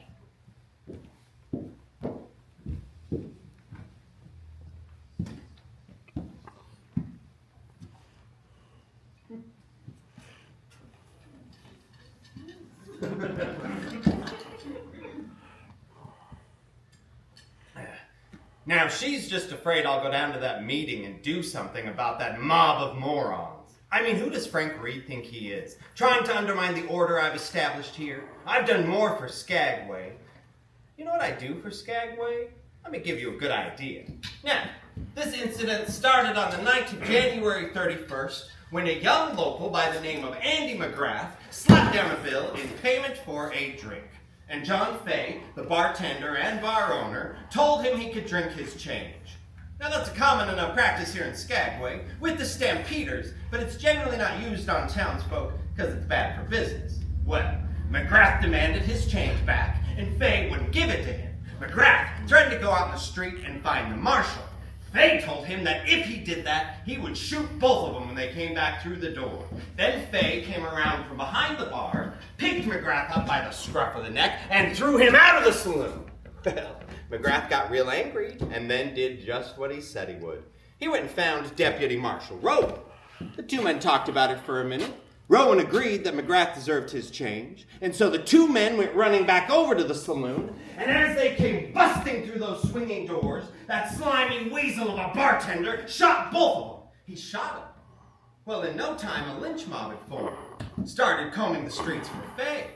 McGrath was dead, and Rowan, poor Rowan, he lay up in Doc Moore's office, mortally wounded, next to his wife, who had just given birth to Skagway's very first child. When that man died, when that new young father died, the thirst for blood in that mob hit a peak. They wanted to hang John Fay right then and there and ask what happened second. Mob rule. Well, there's not going to be any mob rule in Skagway, not while I'm around. I can still see that mob of blood-sucking leeches standing outside of Clancy's saloon right now, howling for blood. And because I had John Fay in my protective custody, they wanted me almost as bad. They had brought 2 nooses. I had to move fast just to save my own neck. So I grabbed my hat off my head, I shoved it under Fay's face, and I said, "Listen here, you fat slime. You put every penny you've got into this hat right now, or you're a dead man." Then, hat in hand, I stepped out onto that boardwalk, and I faced that mob alone. I've got 50 armed men inside here ready to pick off the first one of you murderers that makes a move for that door. If you think another killing is going to solve the problems that wife and child are going to have over the next few months, you're wrong. While you idiots have been out here collecting nooses, the decent folk of Skagway have been inside collecting money for that widow and her baby. You. Oh yeah, you. You've been the loudest mouthed one of this whole bunch. Why don't you do something meaningful for that widow and her fatherless child and put some money in the hat? Even a dime will do. Oh, good. I'm so glad you kept that. Well. Very good. Thank you. Your kindness and generosity will be appreciated by that child, I'm sure. I passed my hat all around that lynch mob, and the thirst for blood went right out of them. They got very generous, as a matter of fact, just like money bags here. I collected over $400 for Rowan's widow right then and there. John Fay managed to escape certain death, and even I came out ahead. The newspaper said that I was an outspoken enemy of mob rule and a friend of destitute widows. Order. Now that's the kind of thing I do for Skagway. Well, some of the folks around here got mighty riled up about your generosity, not to mention all your other charitable deeds. I found these posted all over town. It's a warning to all con men, bunco artists, and all other objectionable characters to leave Skagway and remain away. It's signed the Committee of 101, but it looks to me like a love letter from Frank Reed. The Committee of 101? 101? What? Is that supposed to scare me? I have over 300 men in this town. I'll have my own signs posted. How does this sound? The business interests of Skagway propose to put a stop to the lawless acts of many newcomers. We hereby summon all good citizens to a meeting at which these matters will be discussed. The meeting will be held at Sylvester Hall at 8 p.m. sharp. Let this be a warning to those chichacos who are disgracing our city. When we got down to Sylvester Hall that night, it was packed. Fellow citizens, this Committee of 101 would tear down that which we have worked so diligently to establish. And now, these chichacos, these newcomers, who think they have a place here, they are trying to force mob rule on our town. But I am willing to stand arm in arm with all of you brave men and women against this committee of 101, even at the risk of our own lives. That entire room full of people jumped to their feet and they cheered me. They stood up and cheered. That's when I realized I hold this town in the palm of my hand, and I can do with it whatever I want. And nobody, leastwise not some vigilance committee, can stop me. I boss this town! When the committee of 101 saw my support, they folded like a busted hand.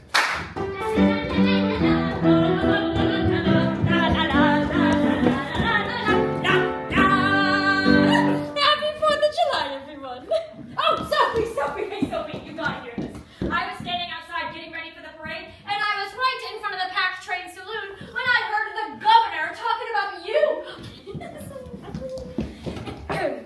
Skagway, it is fine, upstanding citizens like your very own Jefferson Smith. It's going to take this entire town and district right into statehood. Yay! Jefferson Smith came into town to carry out his dream. He schemed and grabbed because he stole, and now he is the king. Yankee Doodle, keep it up. Yankee Doodle dandy. Mind the music and the step, and with the girls be handy. Woo!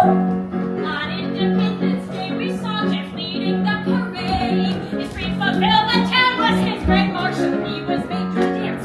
Yankee Doodle, keep it up. Yankee Doodle dandy. Mind the music and the step, and with the girls be handy. And you can be handy with me anytime, Cuddle Bear. What is going on in here? Did you hear? Sophie was just named Grand Marshal of the 4th of July Parade. Well then, a toast to Mr. Jefferson Randolph Smith. Hip hip hooray! Hip hip hooray! Teddy, I think this calls for a real celebration. And now, folks, this next number is guaranteed to be hotter than the Chicago fire. The naughty, wicked Can-Can from gay old Paris.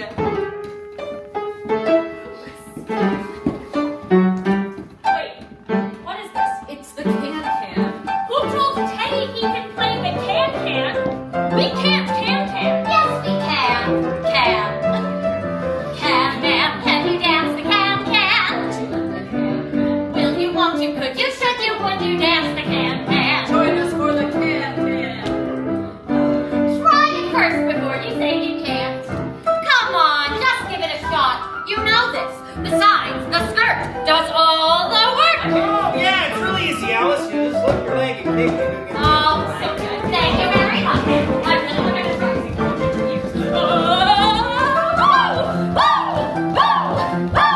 Tap, tap, tap. Hey! La, la, la, la, la, la, wee! Wee! Woo! Woo! Whoa! Hi there! Dum, dum, dum, dum. Yip, yip, yip, yip. Dum-dum-dum, dum-dum-dum, dum-dum-dum. Yup, yup, yup, yup. Ooh la la, ooh la la. Hi! 1, 2, 3, up! Woo, woo, woo, woo, woo, woo, wee! Hello! Oh, you're gonna love this part, folks. Get ready, Mel. It's my favorite. Woo! Yeah! Stop! Hold on a second. Alice, what are you doing? You should try this. Are you serious? Oh, of course I'm serious. If I can do this, anyone can do this. Come on, I know we still got some folks in this audience who are alive and kicking. Who here is still a kicker? Alrighty then. Gentlemen, who here has a feisty lady with them that's good at getting her feet up in the air? You point her out to me. Ladies, who has a man that can still get it up? Don't be dirty. I'm talking about legs. If you've still got some fire left in you folks, come up my way. Alright, this should be fun. Alright. Let's see. We got the can-can dancing around here everywhere, folks. Alright, easy. Come on up. Alright, let's see. Alrighty.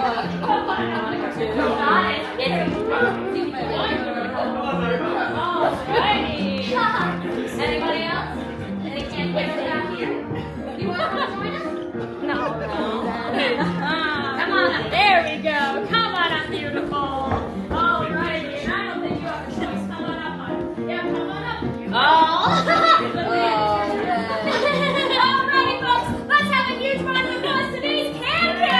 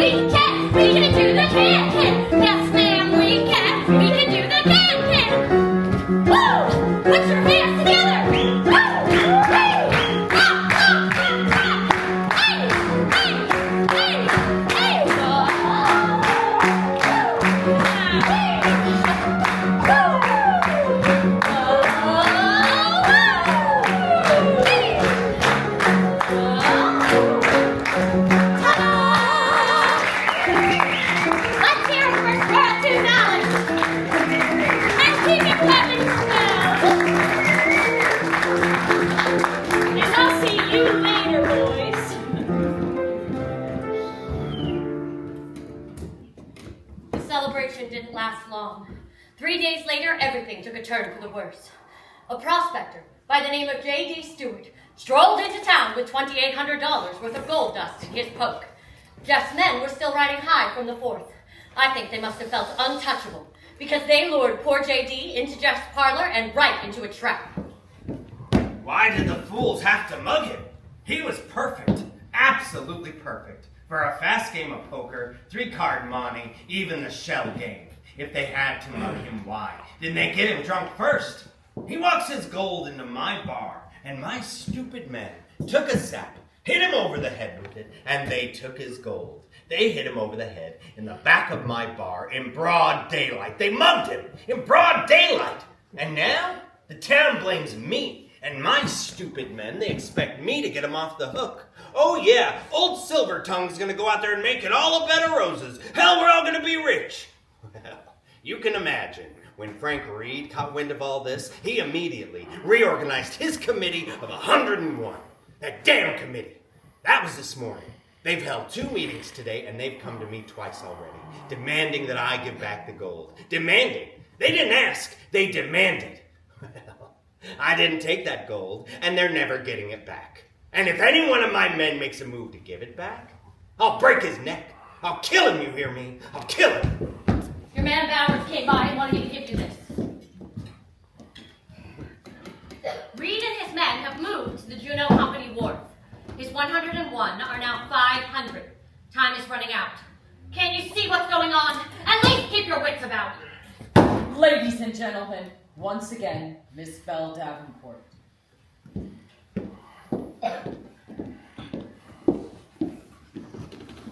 Can you start me out, honey?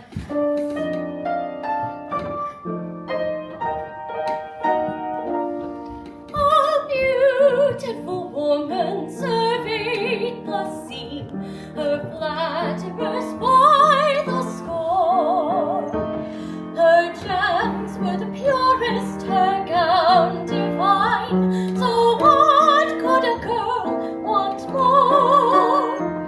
But memory brings back the face of a lad whose love she had turned aside. But happiness cannot be bought with gold, although she's a rich man's bride. She's only a bird in a gilded cage, a beautiful sight to see. You may think she's happy and free from care. She's not, though she seems to be. 'Tis sad when you think of her wasted life, for youth cannot mate with age. And her beauty was sold for an old man's gold. She's a bird in a gilded cage.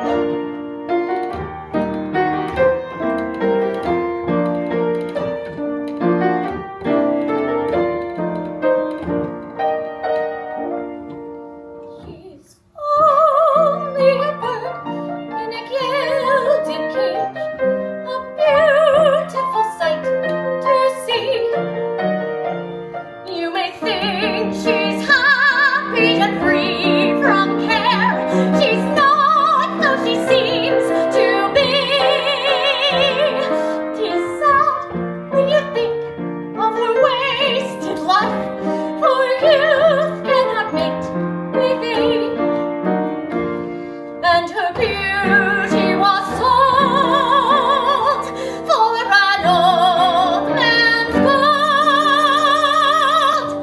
She's a bird in a gilded cage.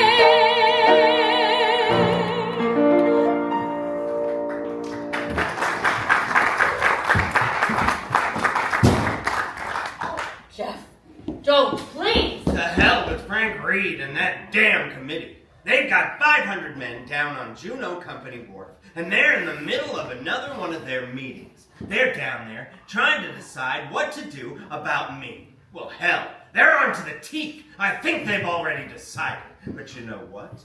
I decide. And I have decided to put a stop to their whining, their sniveling, and their damn secret meetings. And I'm going to put a stop to their mob rule. If Frank Reed thinks he can take this town away from me, not while I live. Jefferson Randall!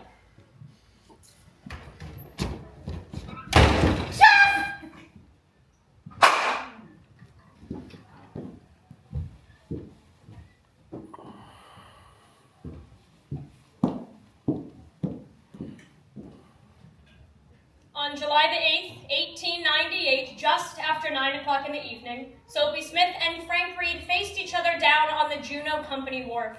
In a clumsy and confused skirmish, shots were fired. A bullet pierced Soapy's chest, killing him instantly. Frank Reed was mortally wounded, and despite frantic efforts to try and save him, died an agonizing 12 days later. 2,000 people attended the funeral of Frank Reed. He was eulogized the hero. The only people who came to the burial of Jefferson Randolph Smith were the teamster who drove the wagon, Reverend Sinclair of the Union Church, and a mysterious woman dressed in all black and veiled.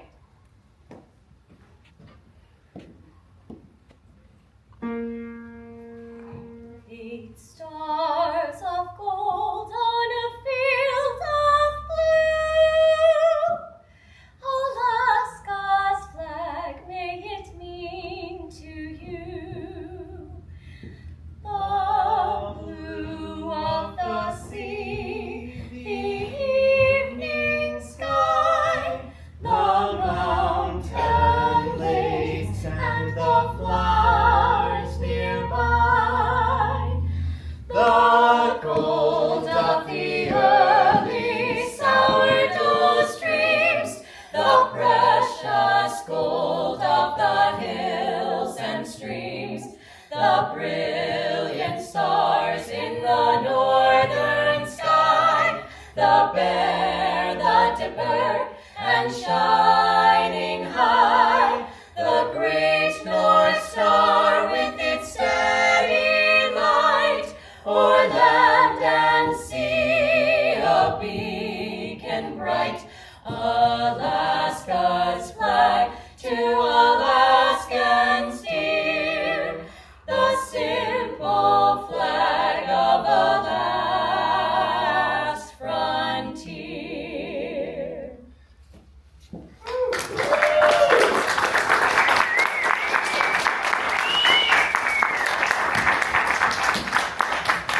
Thank you, ladies and gentlemen. You have just witnessed the 192nd performance of the 102nd season of the Days of 98 show here in Eagles Hall. And in all that time, we have learned a few things. Mostly we've learned what it's like to con people and take their money. But we've also learned that this show could not have lasted 102 years without you.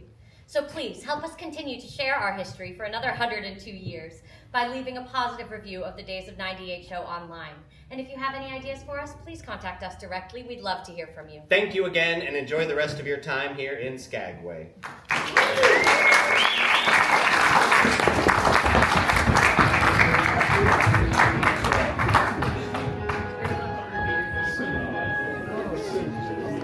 All right, yeah, the Days of 1898 show, not 1989, 1898 show, 102 years, but, you know, they missed a couple due to some illness that it really did hurt Skagway, I'll be honest with you. You know, I was here before the illness, I'll be here after the illness, I'll continue to come. I don't think I'm going to make it here next year, just because I'm going to Alaska next year with a new cruise line. And that new cruise line can't get a spot here. A lot of the piers in Skagway have closed because there's a rock slide that's happening on the side of the mountain. So they docked a ship there for many, many years. And then, believe it or not, a boulder fell off and actually hurt a cruise ship. Didn't injure anybody, but hurt a cruise ship, and it made them have to close a lot of their piers. So they built another pier off to the side. We'll see on the way back if we can get a capture of that pier, just so you can see. But what we're going to do is we're going to head over to the Red Onion, see if we can get on the brothel tour. That's a 20-minute tour. Then we're going to go hit Skagway Brewing, and then we're done. But I'm trying to show you how to maximize your day if you're not taking the train. Unfortunately, or fortunately, you can go out at 6 in the morning, take the train halfway, come back if that's an option, because we were here from 6 to 6 today. So you take the train halfway and back for at 6 in the morning, and hey, I might do it for you. We're going to come back down here, Skagway Brewing Company, hopefully. But we're going to go see if we can get, if they're doing a 4 o'clock brothel tour at Red Onion, we will do that. If not, we'll have beer at Red Onion, have beer at Skagway Brewing, and wrap it up to the train stop or something like that. But let's see in a bit. Yeah, this is Bonanza.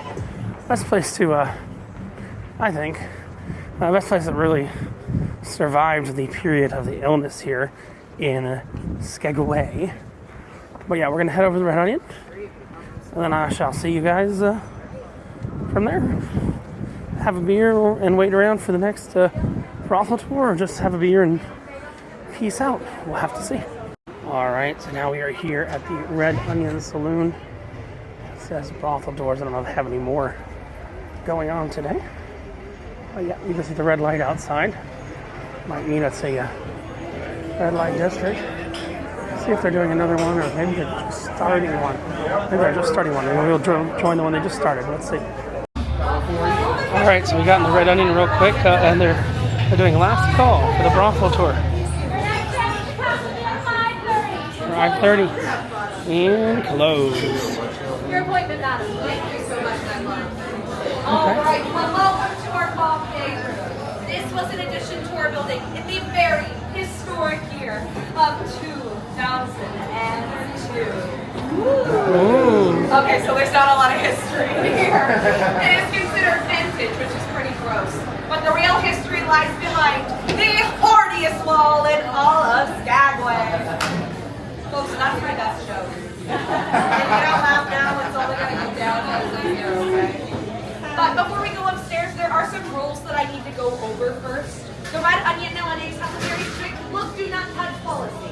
That does go for all of the artifacts, all of the wallpaper, and yes, unfortunately, all of Madam Elsie.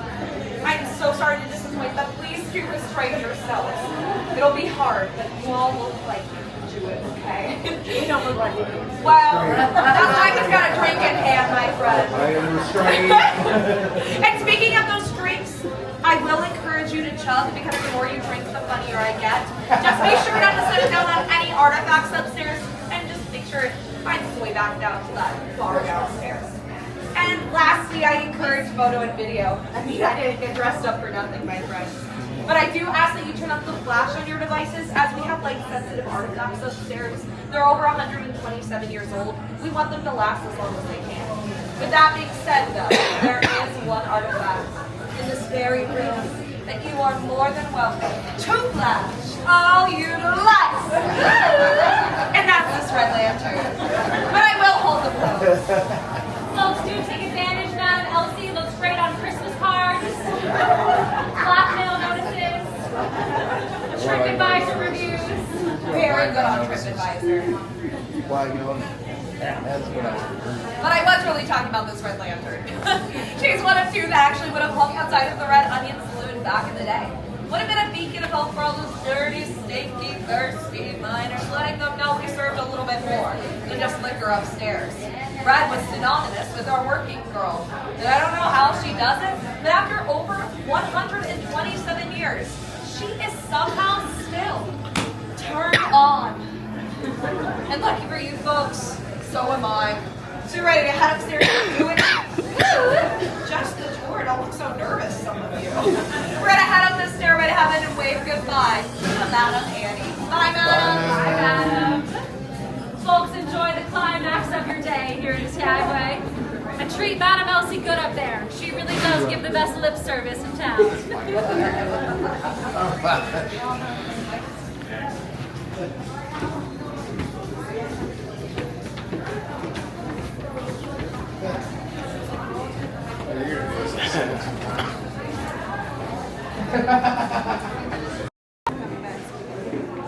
We made it to this tour with about 15 seconds of clearance to go.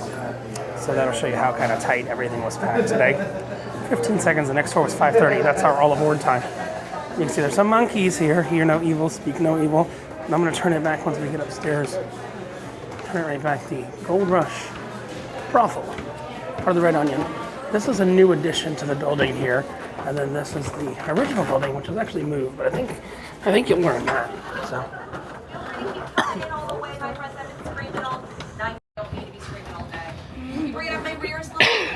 Perfect!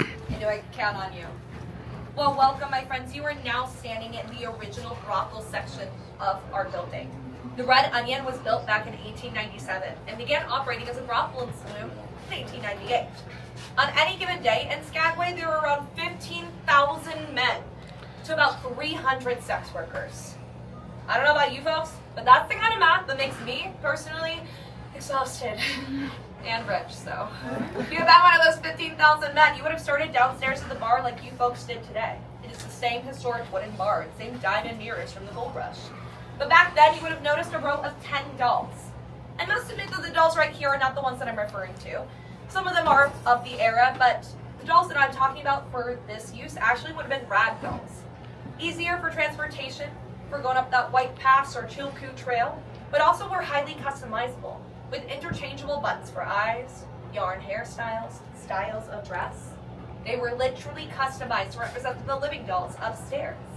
That way you could pick your girl based on your preferences. Hair color, eye color, any other noticeable characteristics that doll might have. You tell the bartender which doll you like. He would then lay that doll on her back for the next 15 minutes.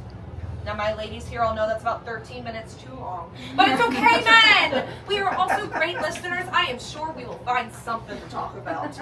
You will have walked up a very steep ladder-like staircase that originally existed around that corner there. That little block of wood would have connected to this block of wood, marking our original hallway. You would have been met by the bouncer, who would lead you to the ladies' room of your choice, and then the very first rule of sex work would come into play. Does anyone know what that rule is? Everybody's first time in a brothel? That they're willing to admit? Well, that's what I was about to say, my love. My friends, you gotta pay before you play. You'd hand that girl $5 in coin, and she'd stuff it in a very safe place. Then had those 15 minutes of paradise where the bouncer knocked you back down those stairs. But Our Lady here at the Red Onion had one last very important job. She would take that money and place it in a hole in the floor. Now these money holes were connected by a set of copper tubing that led all the way behind the bar to a safety deposit box. That way, all that bartender had to do was stand there, listen for that clickety-clack of gold against copper, notice who was walking down those steps, then he knew which doll to lift back up at attention, letting everyone know that she was once again open for business.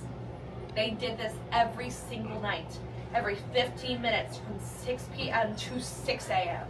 12-hour shifts. Part of the reason they were called working girls, my friends. Now, we still have one original money hole left in this building. Would you folks like to see it? Yeah. Okay. It's in the corner. I'm not that kind of girl, my friend. If you find the hole, finding the right hole is the first part, my friend. Perfect! Don't be sticking any cash or anything else out while you're at it down that hole. She's no longer connected to any copper tubing. However, if you do need a place to put your useless cash, I've got a nice treasure chest for you folks right here. Our previous owner, Jan Redmore, wanted to put a kitchen in downstairs and realized all that copper tubing was going to be a big old grease fire hazard. So she came up here and lifted up all of these original floorboards, only to find that somebody else had beat her to it. And they probably made a pretty penny off of all that copper tubing as well. However, she did find something arguably even more valuable than that. Artifacts. Things that girls had stashed in these floorboards for safekeeping. A little too safe, as we were the ones to find them, but we're not complaining. So they're on display for you in these two glass cases. The one closest to me here houses our Gold Rush era artifacts. And I will give you some time to look around this room, but when you do, I'd like you to pay particular attention to the artifact right underneath that red lamp. It is an 1898 electric curling iron. We had electricity here in Skagway 7 years before the entirety of New York City. That should give you an idea of how much gold was really circulating in this teeny tiny little town. And especially here at the Red Onion, as we were one of the first businesses to receive that power. But when you look at the end of that curling iron, you're going to notice that the plug doesn't look like the typical plug that we use nowadays. It looks a little bit like the end of a light bulb. And that's because we ran on knob and tube wiring. Which, if you look up, You will notice it still lights our brothel to this day. This is highly illegal in most of the lower 48, my friends, but welcome to Alaska. If it ain't broke, you don't fix it. If you want to curl your hair back in the day, you'd have to hop up on your bed, unscrew most likely the only light bulb in that room, screw in your curling iron, wait for it to heat up, curl your hair in the dark, unscrew that curling iron, screw back in the light bulb. It's a whole lot of screwing just to get your hair done, my friends. The glass case a little further down from me houses some artifacts from our building's other lives. I briefly mentioned those renovations, hence why those copper tubes were missing. We have then a telegraph office, post office, pharmacy, laundromat, grocery store, heck, even army barracks during World War II. We like to say we've been servicing the men of Skagway any way we can think of since 1898. And some of you noticed our largest artifact right when you walked in, the wallpaper. It is completely original and holds a very special significance, which I'll be talking about in the next room, but do have a look around this room as we won't be returning to any of the rooms once we leave them on this tour. So when you're ready for me, I'll be waiting for you right through this doorway here, my friends.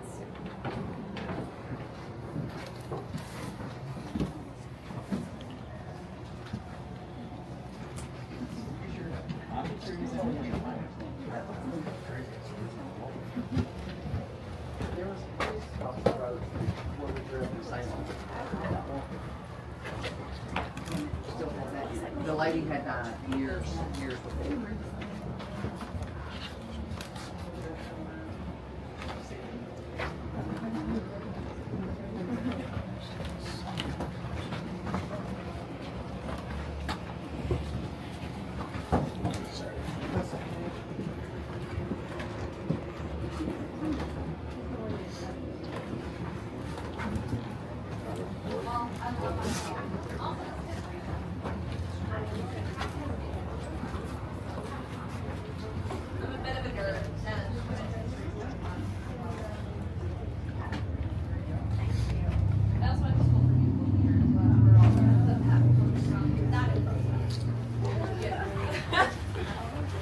Yeah, sometimes I'll mix a little Red Bull in there too. Depends on how early I am awake. Any other plans while we're in Skagway here today? Get back on the ship. Okay. Have We we could probably tried the beers here in town? Are we beer drinkers? I am. Okay. Have you tried the Spruce Tip Blonde Ale? From Skagway Brew Co. Very good. It's The one from the tree. yes. We just did the train ride. Yeah. Okay, So it's good, right on good. Yes, because it's gonna be sweeter this time of year because this spruce tips are in bloom. But also across the street is Klondike Brewery. They have a lot of really good beers. They have a really good IPA. I think it's the Hammerstone IPA is very good. And then my favorite is the Devil's Punch Bowl, which is a raspberry wheat ale. It's made with local raspberries and is pink, so of course I love it. Yeah. And yes, men, you can drink a pink drink. It'll grow some hair on your chest, I promise. I got plenty trip. Feel free to keep squeezing in a little bit, my friends. Cuddle with someone you came with. Cuddle with someone you didn't come with. I'm not getting back on that boat with you, so I don't know your interpersonal relationships. Is anyone lingering in that first room, my loves? We're good. Perfect. Well, welcome to our wallpaper room. We had about 7 to 10 active brothels here in Skagway, which is a whole lot of competition. They all offer the same basic deal where you had a madam for management, a bouncer for security, and a room to live and work out of. With all that competition, though, each brothel had to entice their girls in different ways to get them to work at their specific establishments. And the Red Onion wanted the prettiest, most popular girls. So not only did we have that electricity, but we also allowed each girl to decorate their room down to a fresh set of wallpaper. So that means each little piece of wallpaper in here represents a different girl and tells a different story. We might not know their names, but we can get glimpses of their personalities based on what wallpaper they picked. And you gotta imagine these are extremely sun bleached. You go downstairs, you see our servers in those bright, vibrant colors. Those are more representative of how bright these would have been. Hence why I kind of like this piece behind me, because I think we would have gotten along really well. We originally had 10 crib rooms in this building, which if you look up, you'll see rows of nails. That will show you where those walls once stood. So we're currently standing about 2 1/4 crib rooms. In one room alone, when we were doing restoration, we found 18 layers of wallpaper. Whoa. We only operated as a brothel for less than 2 years. So if we do some quick math, that puts our numbers at around 150 to 180 girls passing through in that very short amount of time. There are quite a few reasons for that high turnover rate. There are things that we know that are inherent to the profession, like disease, pregnancy, and violence, but also these women were just as ambitious as the men. They came up north with the intention of getting rich quick and leaving just as quickly, so rooms quite literally would become vacant overnight and would be filled again by the very next day. It's part of the reason experts blame our violent past for our haunted present. We've got a whole cast of characters that roam these halls, but the most famous of which, and also the one that we like to talk about the most, is Lydia. She's our favorite working girl and tends to linger around this corner of the room. She's mostly harmless, my friends, so don't you worry. She'll usually appear as a nice caress on the arm, a kiss on the cheek, or if you're really lucky, you might even get a whiff of her lilac perfume. My best friend used to work here. She was named Madame Enya Dreams. And for the right price, she could be your reality. And very often when she was opening and closing in the mornings and evenings, she would sing to Lydia. And I saw with my own two eyes this velvet rope shake back and forth to the tempo of her song. So I like to think that Lydia likes a good ditty every once in a while. But you might have noticed that I did say that she's mostly harmless, and that is because I have had some men claim to have beer glasses break in their hands or their shins kicked. So just best to be on our best behavior while we're up here, boys, okay? This corner also houses our most prized possession. For those of you that cannot see yet, this here is a set of 1898 lingerie. It looks a little bit like a dress to us, but I promise the front is sheer or see-through, and the back is muslin. The front has silver-plated copper pieces in it that have been woven and crushed by hand. Now, she's about 10 pounds heavy, which is why she's having to lay down. We originally tried to get her to stand up, but she wanted to rip herself apart at the seams, so she's on a permanent bed rest. Our average working girl couldn't afford this kind of finery, so we know it had to belong to a madam, but we do know it didn't belong to the most famous gold rush madam, Diamond Lil Davenport. And that is because, my friends, Diamond Lil was 6 foot tall and very curvaceous. She was actually the ideal woman at the time. She was so desired that, unlike most madams that were no longer servicing men, that was too beneath them at that point in their career, Diamond Lil would service you two for a price. She charged $100 an hour or $1,000 a night. For reference, $1 back then is about $38 today, so quite the price tag. But on top of that, she was a smart business lady, so she required 3 documents. A clean bill of health to keep things safe, a letter of personal recommendation to keep things spicy, and a copy of that man's most recent bank statement. I too have implemented this into my love life with great success, my friends. Take it home, show the fam and the friends, let them know what you learned. Now these last 2 rooms are our last intact rooms. We're not gonna all fit in there at once, but I will give you some things to look out for, okay? Through here is our last intact crib room. It's only 10 feet by 10 feet and set up similarly to how a girl's room would have looked at the time. You'll notice they decorated up to the ceilings with those wallpaper pieces, and you can even see little remnants of that by the threads hanging from our ceiling. You'll see a 3/4 size twin bed. That is the size of bed that these girls would have had to live and work out of. That hopefully makes you feel a little bit better about your accommodations on those cruise ships. And if not, I'm so sorry. I don't know what they're doing to you on there. You'll see a silk stocking and a frame that we found shoved in the walls, most likely as insulation or soundproofing. As you can feel up here, it's pretty similar to the elements outside. These walls are only about 1 inch thick with no insulation. So just imagine how cold it really would have to be here during the winter. There's some pinups left over in that room from our army days the boys left behind for us to find. And by the window, in a small glass box, is a bottle of feminine cleanser. You see, things were complicated. Due to the Comstock laws of 1873, this forbade both the education and production behind birth control. So these girls did what they could with what limited resources and knowledge that they had. Condoms existed, but they're not like the condoms we use today. Not as effective and very expensive. Made out of hard rubbers and animal intestines, often reused because they were so expensive, which made them even less effective. So many women went for an even cheaper, even less effective option. And it was a line of feminine cleansers, the most popular brand of which was Lysol disinfectant. This was one of the original intended uses for Lysol. It was over twice as strong as the Lysol we use today to clean our homes, and only about 30 to 50% effective at preventing both disease and pregnancy. I tell you this just to highlight how strong these women actually had to be to work in this career field. Once you had a look around that crib room, you will cross the hall into the madam's room. You'll see quite the lifestyle shift. Again, she's management, so she gets the perks, a bigger room, bigger bed, even though she's most likely not servicing men unless she's Diamond Lil. She also would have had a wood stove, which would have been the only heat source up here. You can tell from discoloration in the wood behind the vanity in that room.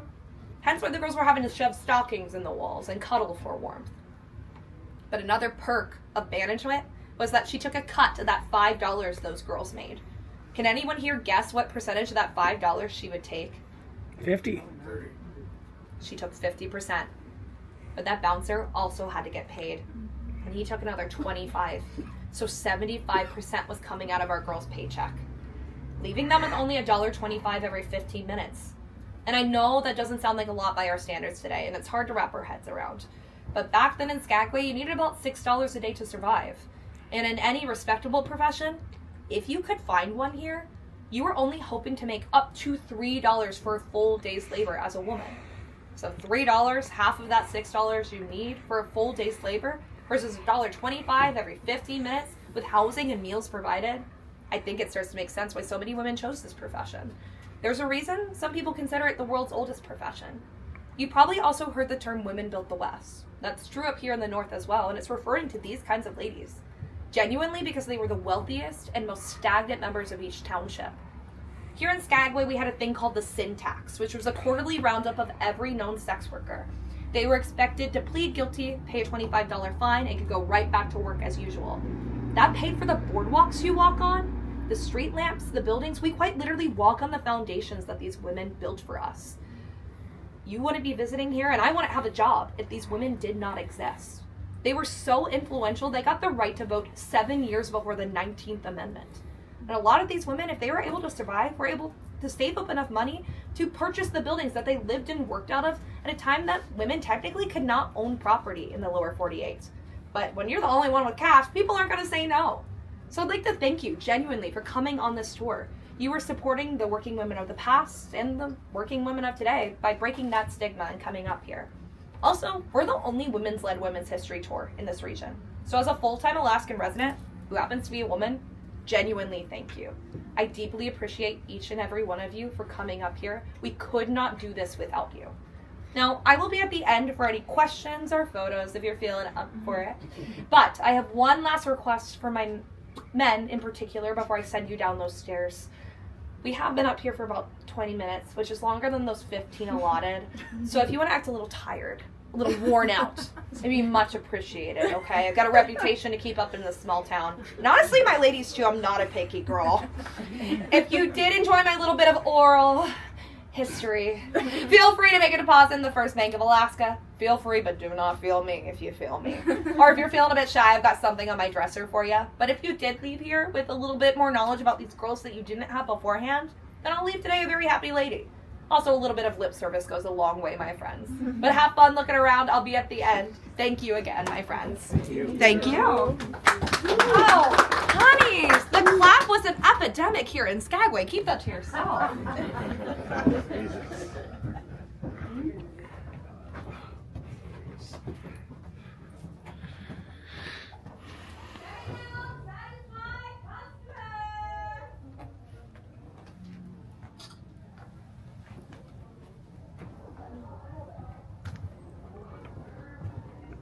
Oh, wow.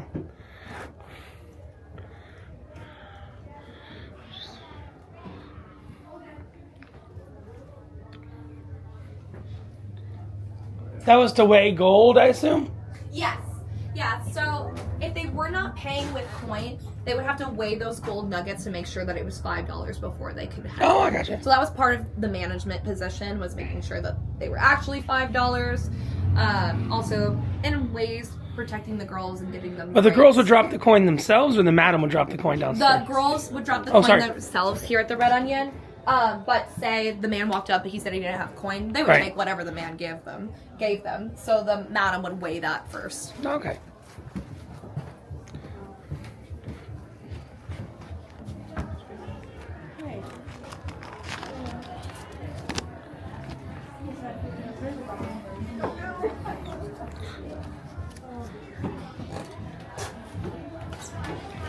And I've heard it in the past, the story of the piss pots downstairs. Yes. That still holds true, right? Yes. Oh my The person gosh. who bought it.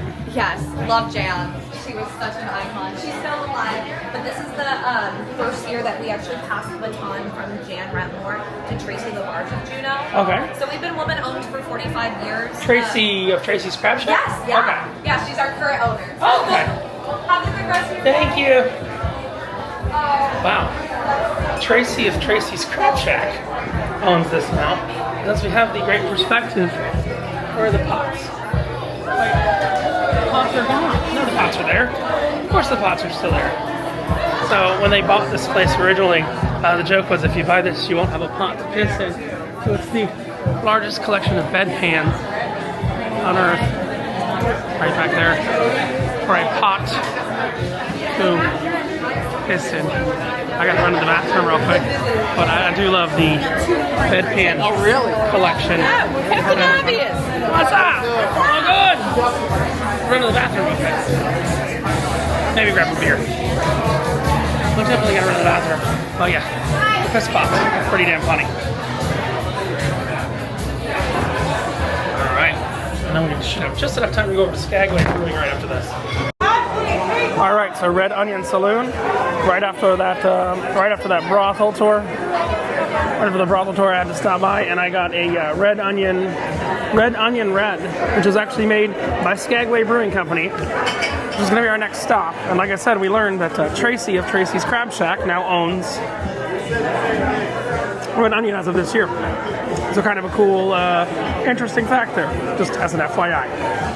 All right, so I am here at the Red Onion Saloon here in Skagway, and it is now under new ownership, which is Tracy, who owns Tracy's Crab Shack in Juneau, the Diamonds International Crab Shacks. I really hope they don't destroy the Red Onion. I love the brothel tour and all that, but I want to show you something kind of fun.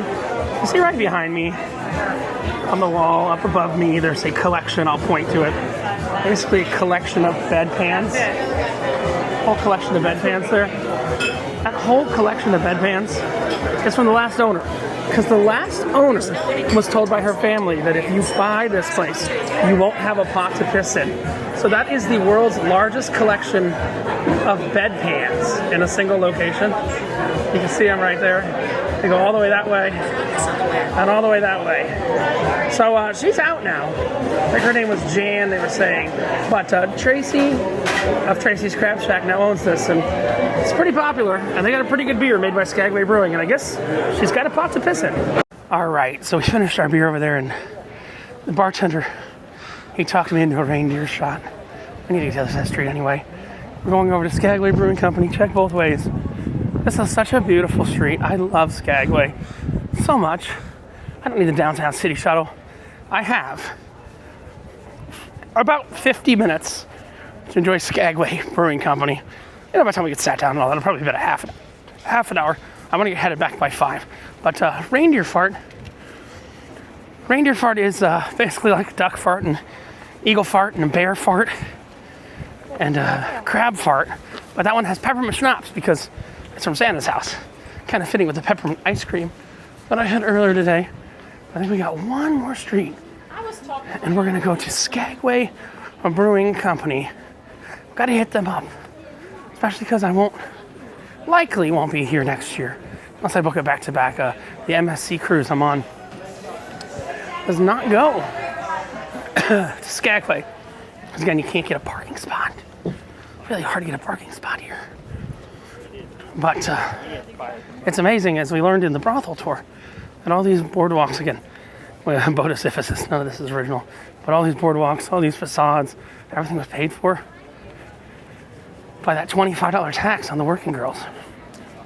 At least that's what she said. I have no reason to not believe that. And now, instead of fancy wallpaper, you can line your shit with Caraloha. Caraloha! All right, Skagway Brewing Company. Really unique business. Downstairs, the limit exists. Upstairs, it doesn't. Established in 1890. Oof. I don't know if we're going to be able to get anything from Skagway Brewing Company because the line is frigging insane. Oh, maybe people are just lining up for no reason.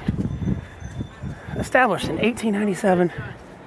Beer, food, and spirits, and a bus coming right at you. Well, this one might not happen today. I'm really not sure. It's looking like it's not gonna happen. Let's just see what it looks like inside. They are. So they don't have a bar in the brewery. You have to go upstairs for the bar. Then you can sit upstairs because you don't have the 32-ounce limit upstairs because the restaurant is upstairs. They have the bar. So I'm gonna figure out when we get in here, watching the clock. It's the last thing on my list for today, and it seems like the last thing on many people's lists. So we'll see if we make it in. All right, so we are here at Skagway Brewing Company in Skagway, and this is my last stop of my Alaskan trip. And you know, you can only have 36 ounces of beer from a brewery every day in Alaska. Well, the problem is there is, if we go back here, it's going to show you, there's a massive brew facility here. I'm not trying to break no rules. I'm just going to show you this is a brewery. We agree? We're in Alaska, it's a brewery, but it's technically, legally classified as a restaurant. And in being classified as a restaurant legally, they don't have a limit.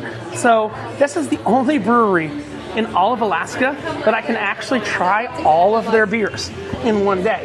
And at a cruise ship, you only have one day.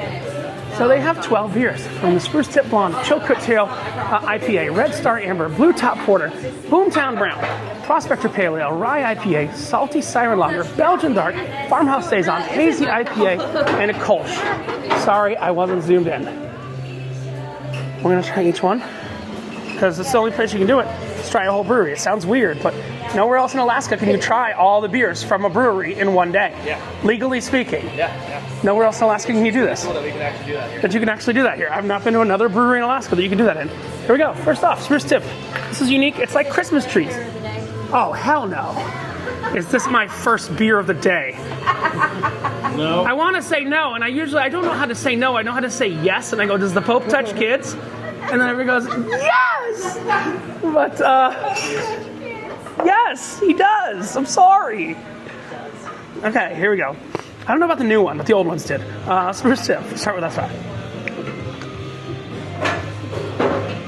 It's actually delicious. Yes, they're little baby shots. Leave me alone. We have an IPA. No, Spruce Tip's 4.5%. IPA 7.3%. It's a great send-off to Alaska. Okay. I don't love IPAs, but I like that IPA. It's a strong IPA. It's almost a double IPA. It's a classic West Coast style. You can't call it a double unless it's 8%, I don't think. Yeah. We did have a double last year, and it was called Hoppy Gilmore. I remember that one. Yeah, it's pretty good. It was missing a hand. Oh. It was a Chubbs joke. No. It's called Hoppy Gilmore. Ooh.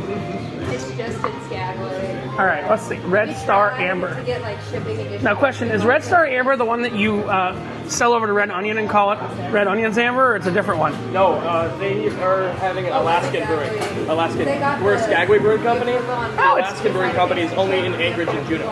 Right, but I thought the Red Onion is using they use a Skagway beer. Oh, but I thought they have a custom one, the Red Onion Red. That's actually from you. Oh, yeah, we don't make that. They labeled it as from you. Red Onion Red. I had it probably 15 minutes before I got here.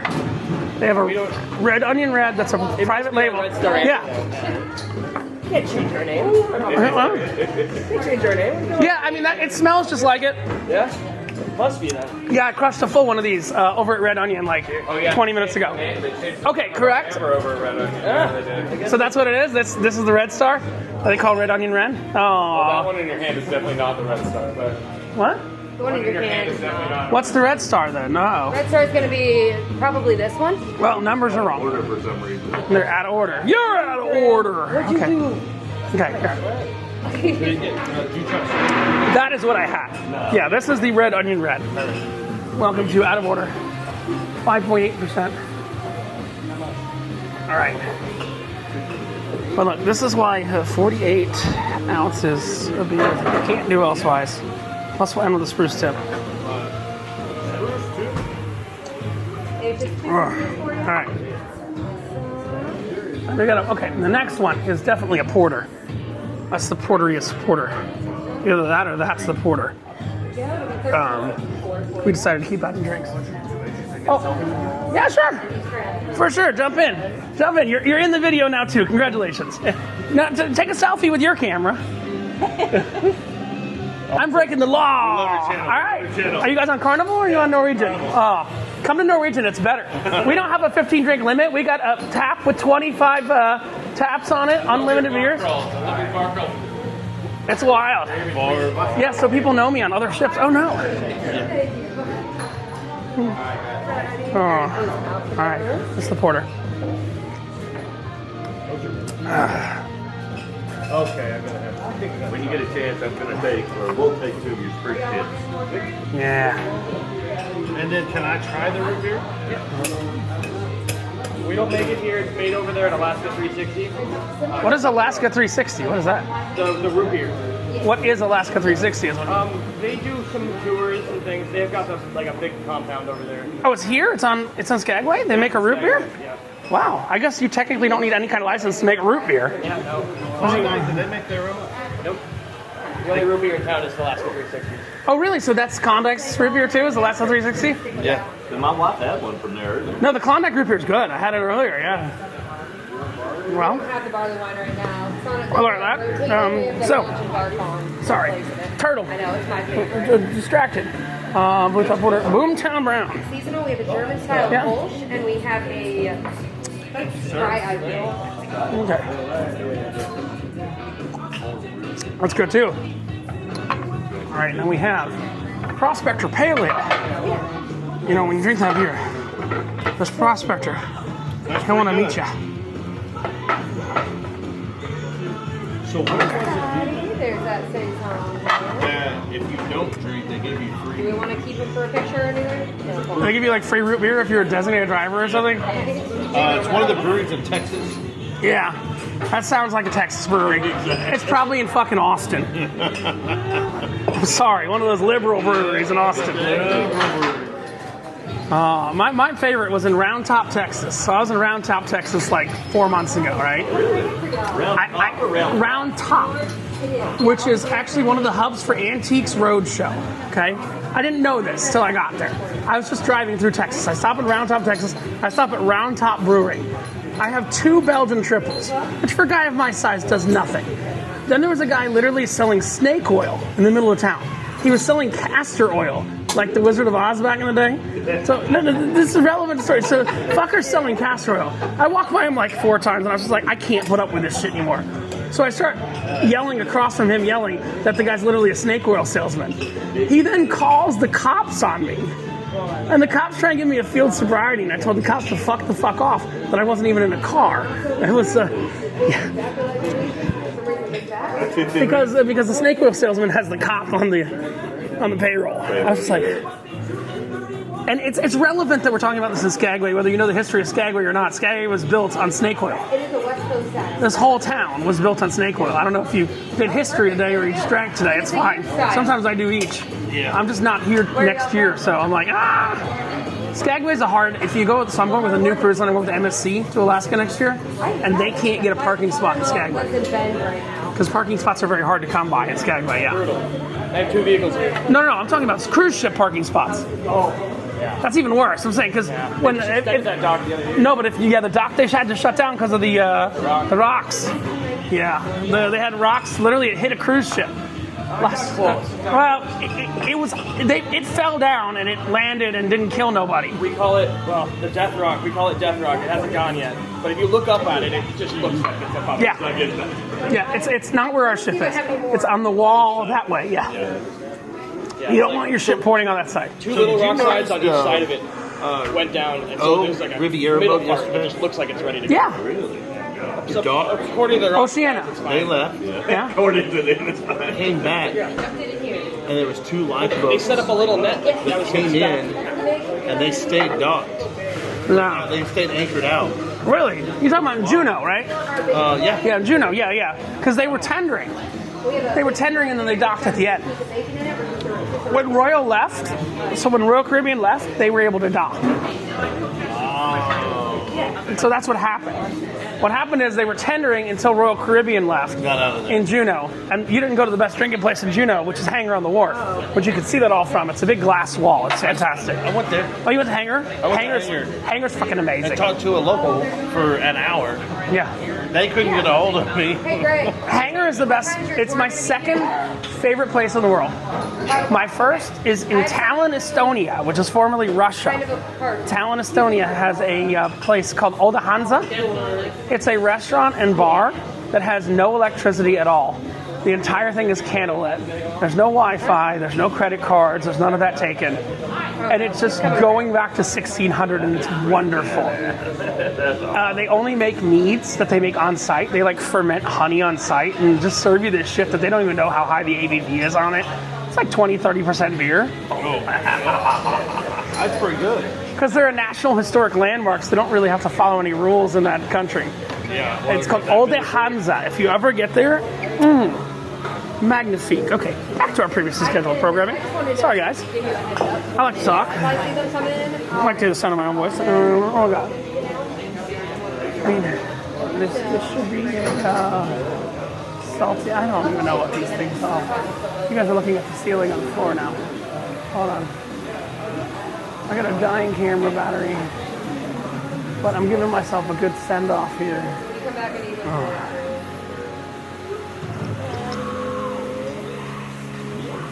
Let's see, I don't even know what that beer was. It's good. So, we're doing progress. And this is 4 beers, gentlemen, not 3. 48 ounces, that's 4 beers. Well, maybe. Depends on the pour, depends on the bartender. Should be 4 beers. That's good. That's the salty siren. Yeah. It's good lager. Then we have the Belgian Dark. So right now, what is this? 3. No, we got to have 1 more to break the law. 2 more to break the law. You like the Spruce Tip one? That's an interesting beer, isn't it? It's good. It's a really interesting beer because it's made with Christmas trees. And what you have is the only other one. So they use Spruce Tip here in Skagway, and then they also use Spruce Tip in the gin in Ketchikan. If you've been to Untamed Alaska, you're gonna have to watch for your next time in Alaska. You're gonna have to watch my videos. My mom's like, "Why don't you have an opinion on the ship yet?" I'm like, "Because we're in Alaska. I got 2 days at sea to make my opinion on the ship. I like the ship, but it's like I'm in Alaska." She's like, "How's the food on the ship?" I go, "I don't know. Yeah, I've been eating reindeer sausage and his clam chowder and all that stuff." Salmon. Oh yeah. No, but I'm saying like we got 2 days on the ship. Exactly. And we got more tomorrow. I'm saying we get a day on the ship tomorrow and a day on the ship the day after, and then we get to Victoria for a few hours. Then you go out to Monster Mini Golf and you get trashed and you play mini golf inside of a haunted house. That's what you do in Victoria. Really? Yes, there's mini golf inside of a haunted house. It's called Monster Mini Golf. They allow you to get trashed while you play mini golf. That's funny. That's the best place to go in Victoria. I imagine we're going to end up at the Bush Court. What? Oh, Bouchard? Bouchard, yeah. Yeah. There's a great Irish pub there. Go look at the pretty flowers and we go look at the pretty music. There's a good Irish pub. Now, the pub itself is great. The service has sucked since after the illness. But it's a good place. Hasn't it all sucked? This place is not. Skagway used to be so much more corrupt. It's like internet. Excuse what I'm about to say, but I will tell these gentlemen something off camera, but I will still say it on camera. Before COVID, Skagway still had brothels. Really? You did? After COVID, all the whores left. Oops! Yeah, red onion? No, it wasn't the red onion. No, but that Am I wrong? I was literally wondering how you were going to put these down in 30 minutes. What do you mean? Like, it's not even 30. It's 13 minutes and 49 seconds. Exactly. I'm literally going to grab a charger for my camera because I have 2% left. No, now I have unlimited percent left. There we go. Gotta leave here by 5-ish. Let's see. Farmhouse Sasson. At least it's not a friggin' no, I know, I agree. I happen to have a goose. That's my favorite. This is your favorite? Yes. The Farmhouse Sasson, 5.7%? Yes. My favorite. It's actually pretty good. Yeah. Hazy IPA and a Kolsch. You're like, oh no, guess what we just did? Breaking the law, because that's 36 ounces right there. I'm just saying, 36 ounces. In any legitimate brewery, I like this brewery. I'm not calling them an illegitimate brewery, but any legitimate brewery in Skagway, in Alaska, you can't have more than 36 ounces a day. Fuck you, we go to 48. They have good beers in there, though. I like their bourbon barrel blonde night. Hazy IPA? Check. Have you ever been to Juneau? You know the Red Onion? Not the Red Onion, the Red Dog. Yes. I got my suspenders there. And I bought them in the gift shop. They go, no one ever wears them in when they buy them in the gift shop. I go, my fucking pants were falling down. I didn't have a belt loop on them. You sell me suspenders, I'm going to make use of them. They're not just a gag gift. They're for giving. Yeah, no, my pants have not fallen down since Juneau. This is a good thing. Yeah, because I prefer a liquid diet.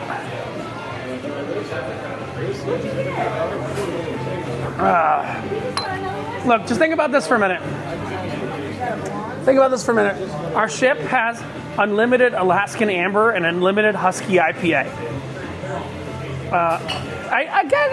You might not love it, but if it's unlimited and it's free, Drink it. Of course. We went to Glacier Bay yesterday. Trash by 9 a.m.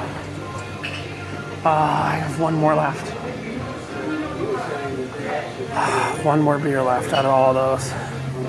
In 16 minutes. So my mom is texting me, how's the ship? I go, I don't know how the ship is. I've been in Alaska for the last 7 days. The good news is I have to 8 and 9 to tell you how the ship is. I like the Norwegian ship. I got some problems.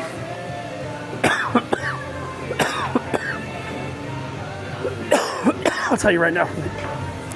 You have an unlimited drink package. You can drink as much beers as you want, but you can get no bottled water. The ports we've been in, like I'm saying, I love the ports. Like the docks have been in pretty shit. There's no default free room charges from the casino, and the teppanyaki is pretty crap. I'm going to the Italian restaurant tonight, but let's go with the last one. This is the Kolsch. Oh no. Yeah, ready to close out over here? All right. Well, of course. How do you know? Wait, you guys know me? Yes, I do know from you. the internet. And now you're in the video. Yes. Thank you. Yes. So I have the largest non-travel. So I have the largest non-travel agent YouTube channel that has to do with cruising on Earth. What's the name of it? No Pants Profits. No Pants Profits. I am not a travel agent. I am a true degenerate. Literally, I am a drunk that gambles, is a degenerate. I drink as much as I can. I gamble as much as I can. I fuck whores where it's legal. Vegas. Oh, no. You don't want to fuck a whore in Vegas. No. I went to Vegas to learn how to fuck a whore. Do you know how much they wanted in Vegas? No Pants Profits.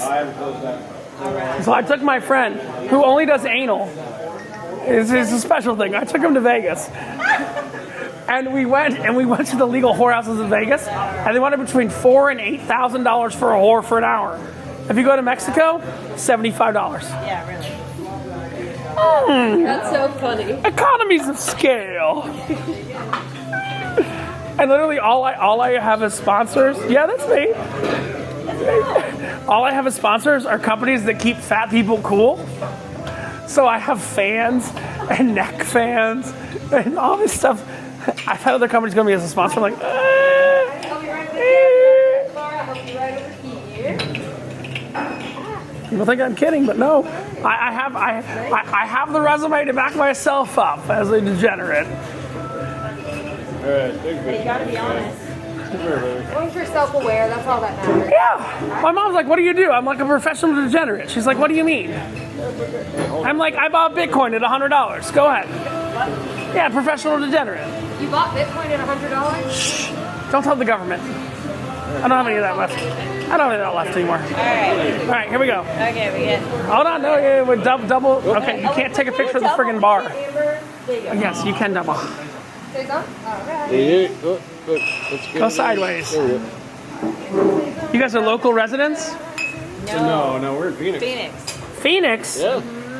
How did you get here? On a cruise ship? Same ship you're on. On Joy? Yeah. Why the fuck are you not in the beer bar? We're going there tonight and tomorrow night and the next night and the next night and the next night.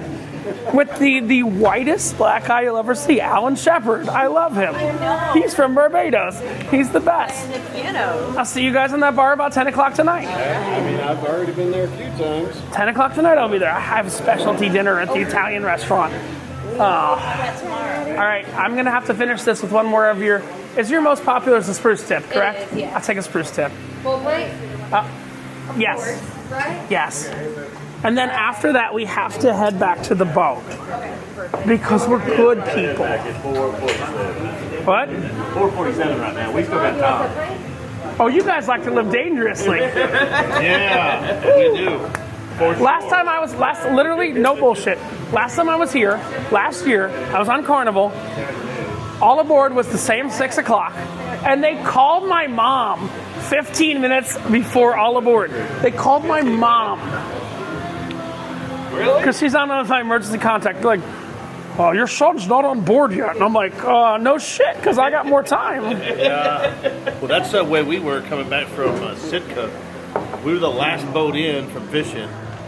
Had an hour drive in all that horrible weather.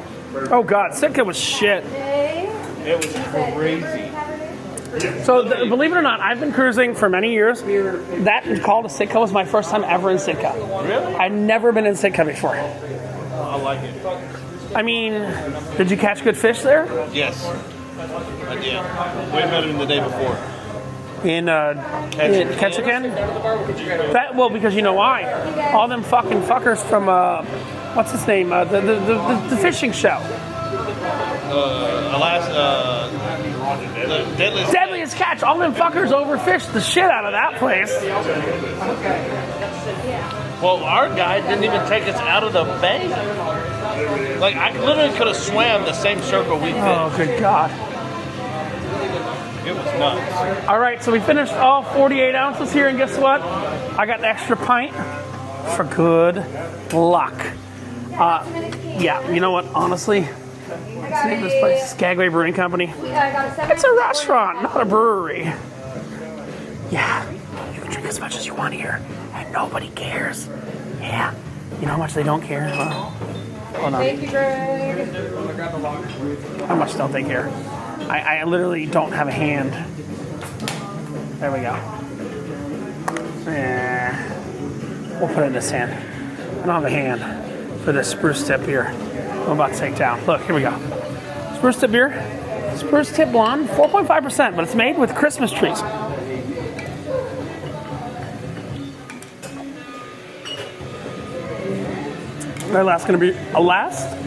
Alaskan made beer. Possibly. That's one in my cabin. For $20.25. Spruce tip blonde from Skagway Brewing Company. It's a good time. All right. Look at you go, Spencer. Look at me go, getting in your guns' way. No, you're helping. Kind of. All right. That's it. There's full Look. girls down there now. And them all. Just gotta say, Callie and Graham are the best. That's 16 ounces, right? Yes. Okay, cool. Math, hard. Plus 16. 64. That's like a growler, isn't it? It is a growler. It is indeed a growler, yeah. Oh, good God. In 23 minutes. I need a glass of water, if you will, before I ring out. Yeah. Just make it back to the boat. It's a growler. In 23 minutes. Feel my back to the boat. And when you're wearing no pants. The only thing you have left to lose is your suspenders. Bye. All right, so we're heading back to the cruise ship now. We have had a well-done day. We're still at 21 minutes before time. But, oh, look. We're getting beat by wheelchairs. That's fun. There's the train. I think I told you to avoid the train right there. Oh my. Granny is just going for it. Granny's got that vibrator turned up high. She's straight rabbit. She is getting off while she is getting on. Okay. Sorry. I'm actually not sorry. But Granny's getting off while she's getting on. There's the train. There's how we're leaving the train. We're headed back to the boat. I'm wearing a garter on my shoulder from the brothel tour I took earlier. It's Richard from No Pants Profits, showing you I may not be back in Skagway next year, but you know what I did? I hit all the places I like to hit in Skagway. And we broke a couple laws. Shh. Alaskan laws. And when you wear no pants, guys, the only thing you have left to lose is your Hawaiian shirt, your suspenders, and now your garter. Have a great one from Skagway, Alaska. Look at this beautiful place. Have a great one. Bye. Hey there, welcome back to No Pants Profits. My name is Richard, and today I'm coming to you from La Cucina. La Cucina, which is, La Cucina. It sounds Spanish, but I think it's Italian. On the Norwegian Joy, and we are sitting outside today. They have set up this whole section for outside, and there's not a soul here. But we are sailing outside of Alaska today, and I'm going to bring you a review of La Cucina, because it seems like a really good idea. We are using this with our more at sea, free at sea, whatever Norwegian decides to call it by the time we do this. And you get one appetizer, one entree, and one dessert here at La Cucina. And we're going to give it a try. So, hello. He's bringing some bread? No, he's just passing us. No one here. Like it's just us. Let me give you some ice water first. Some ice water, that would be fantastic. And then any food allergy that we can assist with. No food allergies. Do you have a separate cocktail menu for here, or it's just the standard? This is standard. It's the standard. Let me get it for you. Okay, perfect. Just wondering if there's something separate there. No food allergies there. Very nice. How was your day? Fantastic. And we love this view outside. And I don't know why people are sitting inside. That's my question for the day. You're sailing out of Alaska and you sit indoors on a cruise ship. But so we have a choice of one pizza or 12-inch pizza or appetizer here. Bring it down. I think I'm going to get the caprese because that sounds healthy. And then I'm going to get the sauteed pork scallopini because that sounds not healthy. You could also get a meat lover's pizza if you wanted to. Honestly, on this ship, I have not found a place to get pizza on this ship yet. Being honest with you. Maybe I should just skip the caprese and get a meat lover's pizza. That's what I'm kind of feeling like. Just because I've not had pizza on Norwegian Cruise Line ever. So I mean, caprese is just tomatoes and mozzarella. I kind of feel like I'm gonna skip that. I'm gonna get a mozzarella, meat lover's pizza, appetizer size, whatever the hell that means, and a sauteed pork scallopini, likely. Yeah. Unless there's something else there that's calling me out and saying, get me. Nope, I think it's going to be the sauteed pork scallopini and the meat lover's pizza, but appetizer size. I think that'll happen. We'll have to see. I'll come back to you in a minute. But this is La Cucina, which means the kitchen, and I guess both Spanish and Italian on the Norwegian Joy. All right, so our caprese salad has come. Look, I know they're not making this mozzarella on board, unlike MSC. MSC literally makes their mozzarella on board the ship. There's no way the Norwegians making mozzarella on board, but I'll see how it is. You're gonna laugh? You're gonna laugh? You're gonna hate me, what I'm about to say? Their mozzarella is actually better than MSC World America. That's the truth. Now, next up we have a pizza coming. But their actual mozzarella is actually better than the mozzarella made on board MSC World America.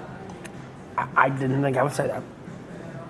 I'm obviously not making mozzarella fresh. That's some dang good mozzarella. Not super salty or anything like that. I approve. I approve. And hold on, we got some sangria coming. I'll just put it on this side. Thank you, sir. Not gonna Perfecto. plate of the Thank pizza you. later. Yeah, for later, the pizza, yeah. Still baking. Still baking. Right. Nice view, right? Very fantastic. I mean, Alaska, come on. I don't know how people are sitting inside. You like this kind of view. Maybe one time we should try to visit Norway. I have been to Norway. You've been in Norway? Norway's fantastic. Yeah, is it? The problem is Norway, if you think Alaska's have you been to Norway? If you think Alaska's expensive, go out in Norway. One cup of coffee, $30. Here it's 10. There it's 30. Yep. No, I've done Norway. Both beautiful place, right? Yeah, so the thing is, I like the fjords better in Norway. There's not as much for Americans to do in Norway, if that makes sense. So I've done the fjords, I've done the glacier, not the glacier, the fjord explorer where you go on the boat and all that and everything like that. But I mean, how are you going to beat those views being in America? Like that's the weird thing like that. But I do love Norway, and I hope to get back there soon. That's all I'm saying. And that risotto is fantastic too. All right, we have a free pizza coming in just a moment's time. All right, so I got some pasta fagioli soup. Let's see how it is. It's a little cool out here, like 65 plus wind chill. Pasta fagioli. That's a nice soup. Much like MSC, I'm very impressed. Well, with this, especially the rest of the region. Me and Teppanyaki didn't get along too well on this ship, but pasta fagioli. It's a good soup. That's what I'm saying. And we got some Meat Lovers Pizza here. Let's see if this Meat Lovers Pizza is any good while I finish my pasta fagioli soup. Okay. It's not congealed enough to try. I'll have to come back in a minute. It's still very runny. All right, so I've already tried this on my shorts feed, but next to MSC,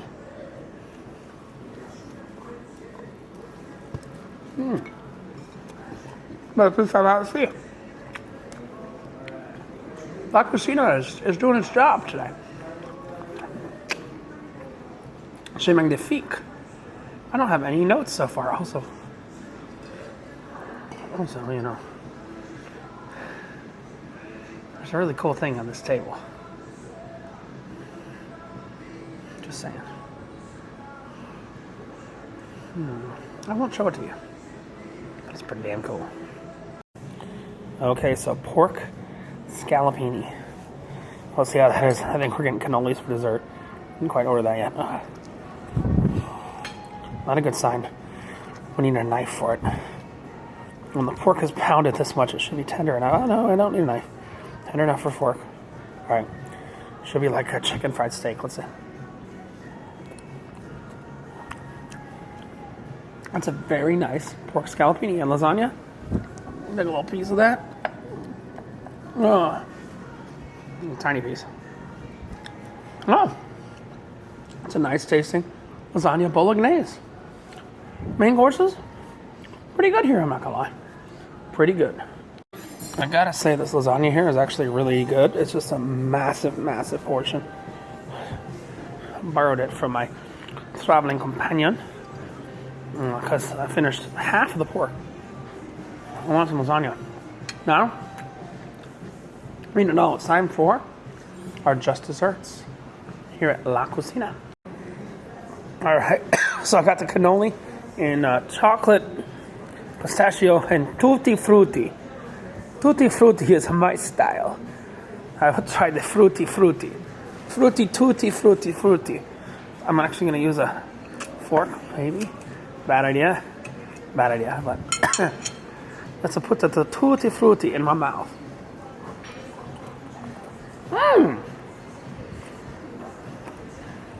Tutti frutti is delicious. I can be tutti frutti all day, every day. Yeah. La Cucina. That was good, honestly. And the view, still fantastic. As Richard from No Man's Prophet saying, you know, it's not as good as Italian food on MSC, other than the mozzarella. But it's a lot better than teppanyaki. And when you wear no pants, the only thing you have to lose is your shirt. It's hard to lose your shirt when you wear suspenders. Have a great one. Bye.